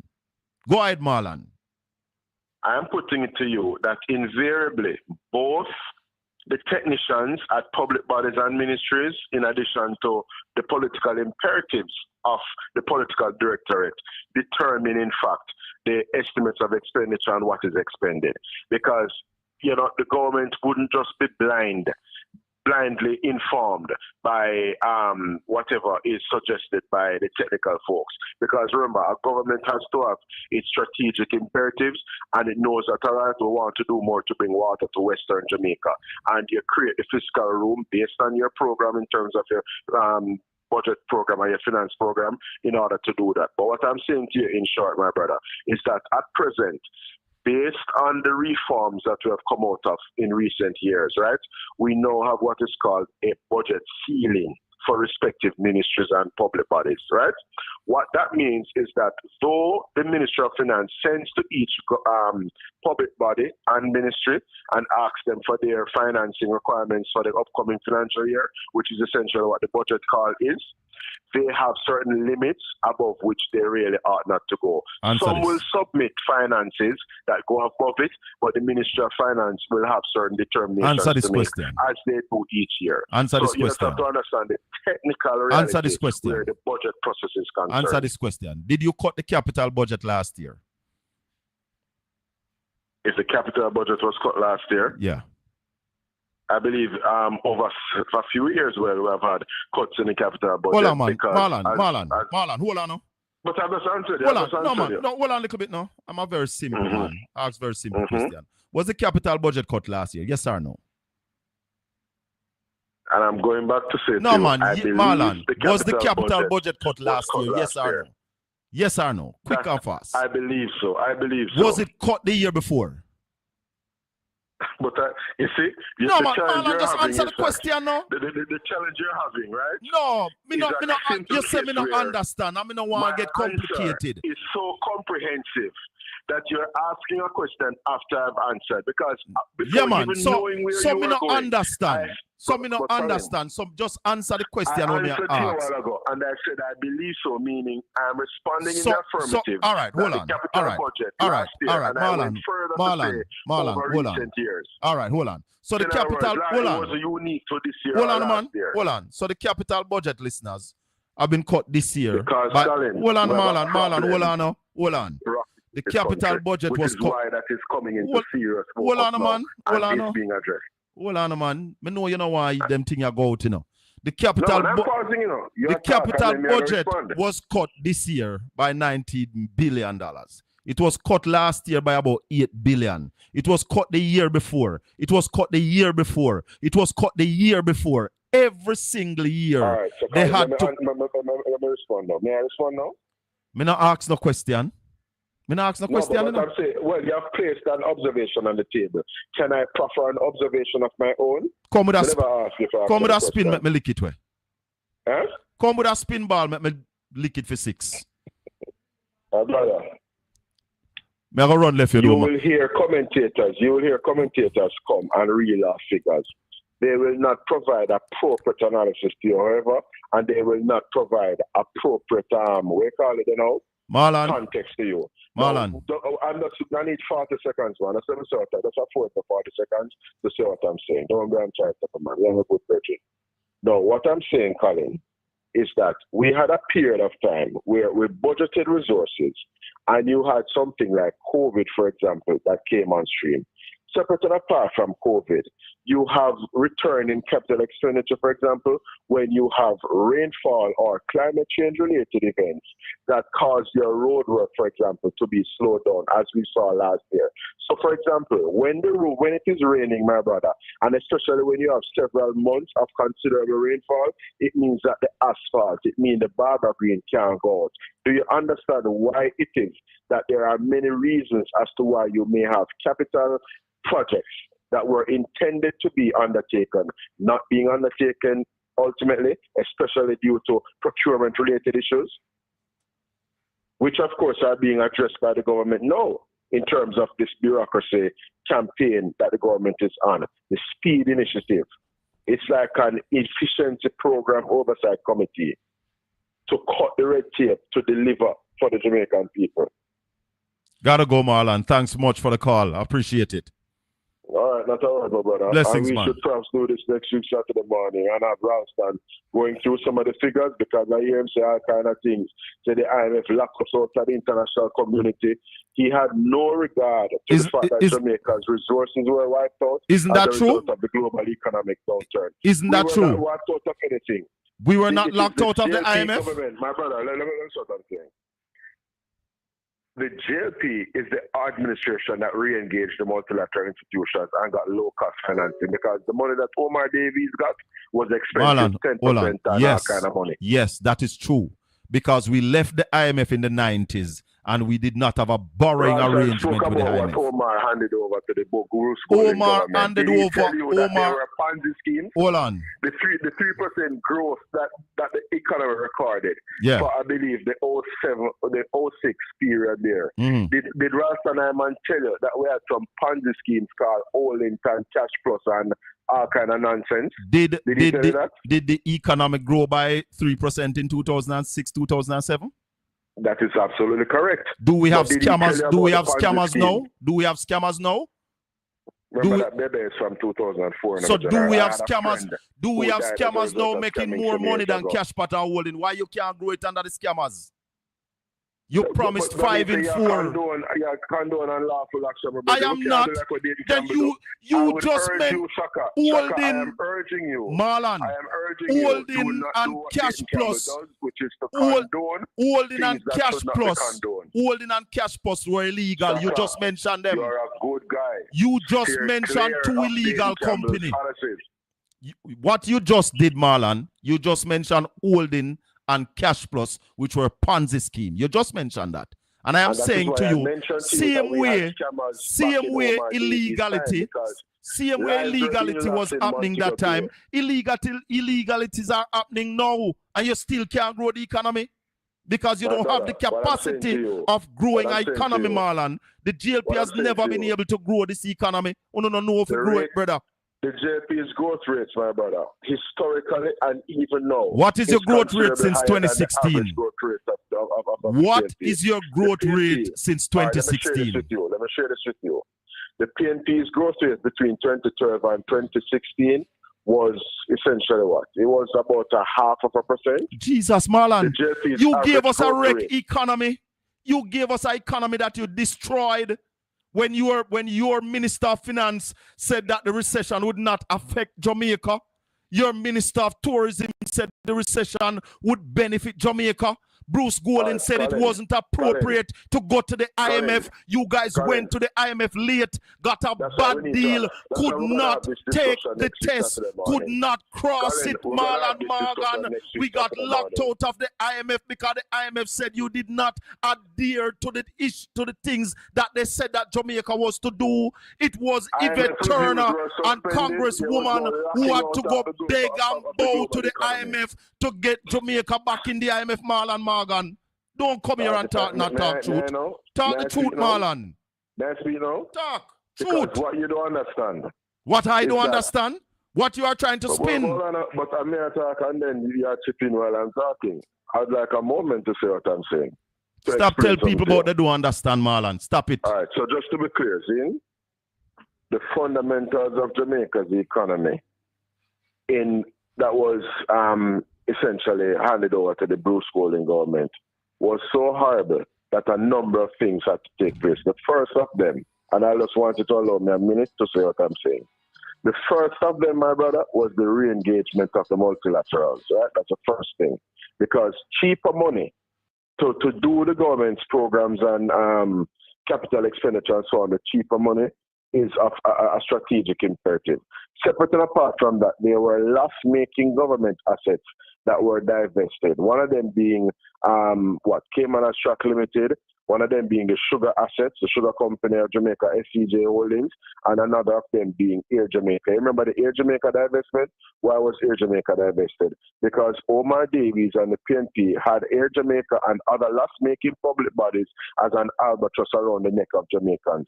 And those are the things you need to understand. We had a debt exchange in Jamaica because persons like Peter Bunting and Mark Golding would sit on a beach and earn their wealth from the back and the hardship. Answer me this question. The Jamaican people. Answer me this question. They earned interest while sitting on a beach when the rest of us felt the pangs of hell. Answer me this question. PNP's destructive You grudge policies. Mark Golden and Peter Bunting, don't? Saturday morning, we can have the discussion about the economy. Answer me this question. To drop one line as about lockout of did we have a those things are recession? hogwash, my brother. Did we have a recession in We had a 2008? recession in 2008. That's correct, my Right. brother.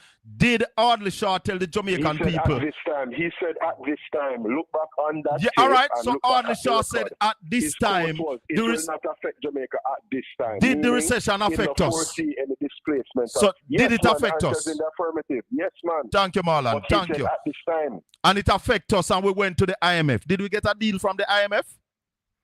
That is correct. Did And we? here is How where- many tests did here we is took? where- How many Just tests did pause we a took? moment, man. Just pause a moment. What I'm saying to you, my brother, is that there's a point in which Ralston's observation. Forget Ralston. We're talking right useful. here now. Because what I'm saying is that You're it would have fixated on been- Ralston. Let's talk here now. How many tests did we take? The IMF program back in 2010 ended up having reviews suspended because the Police Federation had won a court action. Hold on. Ultimately, the government had to balance.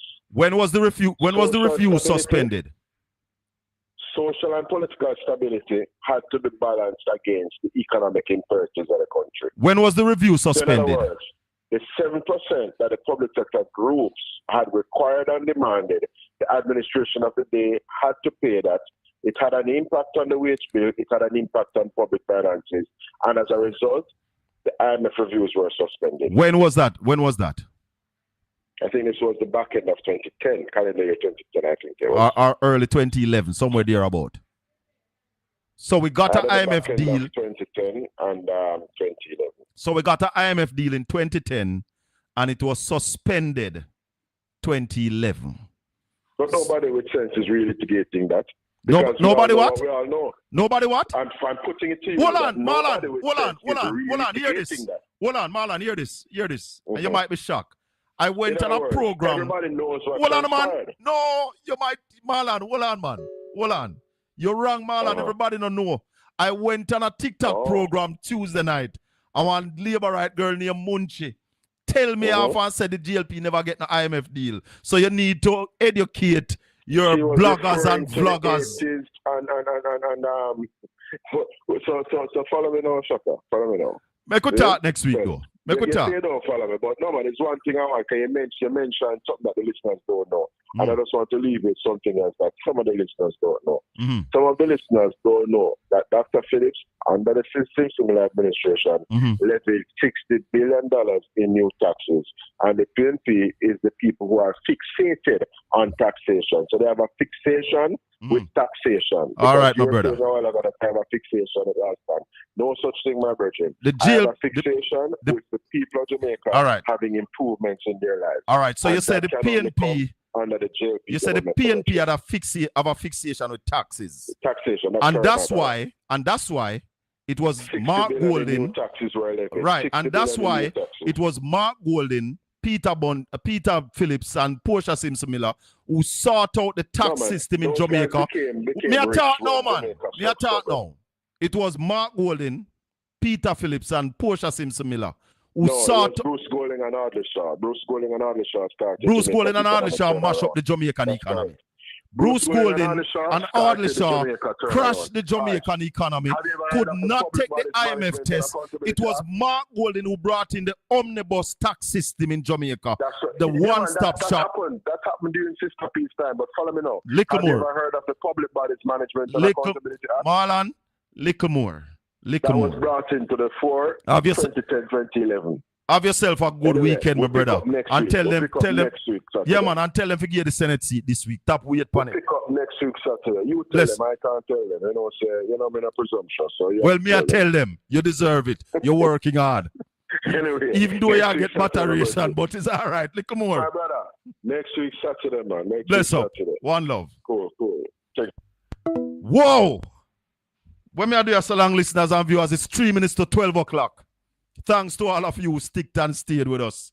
And here, Marlon Morgan trying to defend the indefensible, trying to Why? Sometimes when I listen to Marlon, I wonder if the GLP ever do nothing wrong. Hallelujah. But for those labor rights who don't have the detail, you hear it? 2010, the GLP got a deal from the IMF. And 2011, it was suspended because they couldn't cross it. Crashed the economy. We were kicked out of the lending agency. Nobody would lend Jamaica any money. Portia Simpson Miller had to go to Yvette Clarke and those people, ladies in the Black Caucus in America, and ask them to lobby the IMF to allow Jamaica back in the IMF. And that's how we fixed the economy between 2012 and 2016.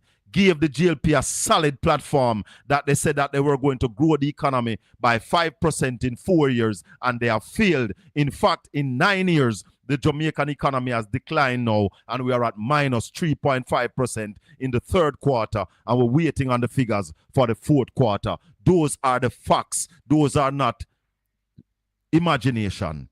May the good Lord continue to bless and keep the item. Thank you. Who have not subscribed to the channel, please subscribe. We're back here on Tuesday night. Wednesday, we are on Master Cat Radio. One love, my people. Blessings.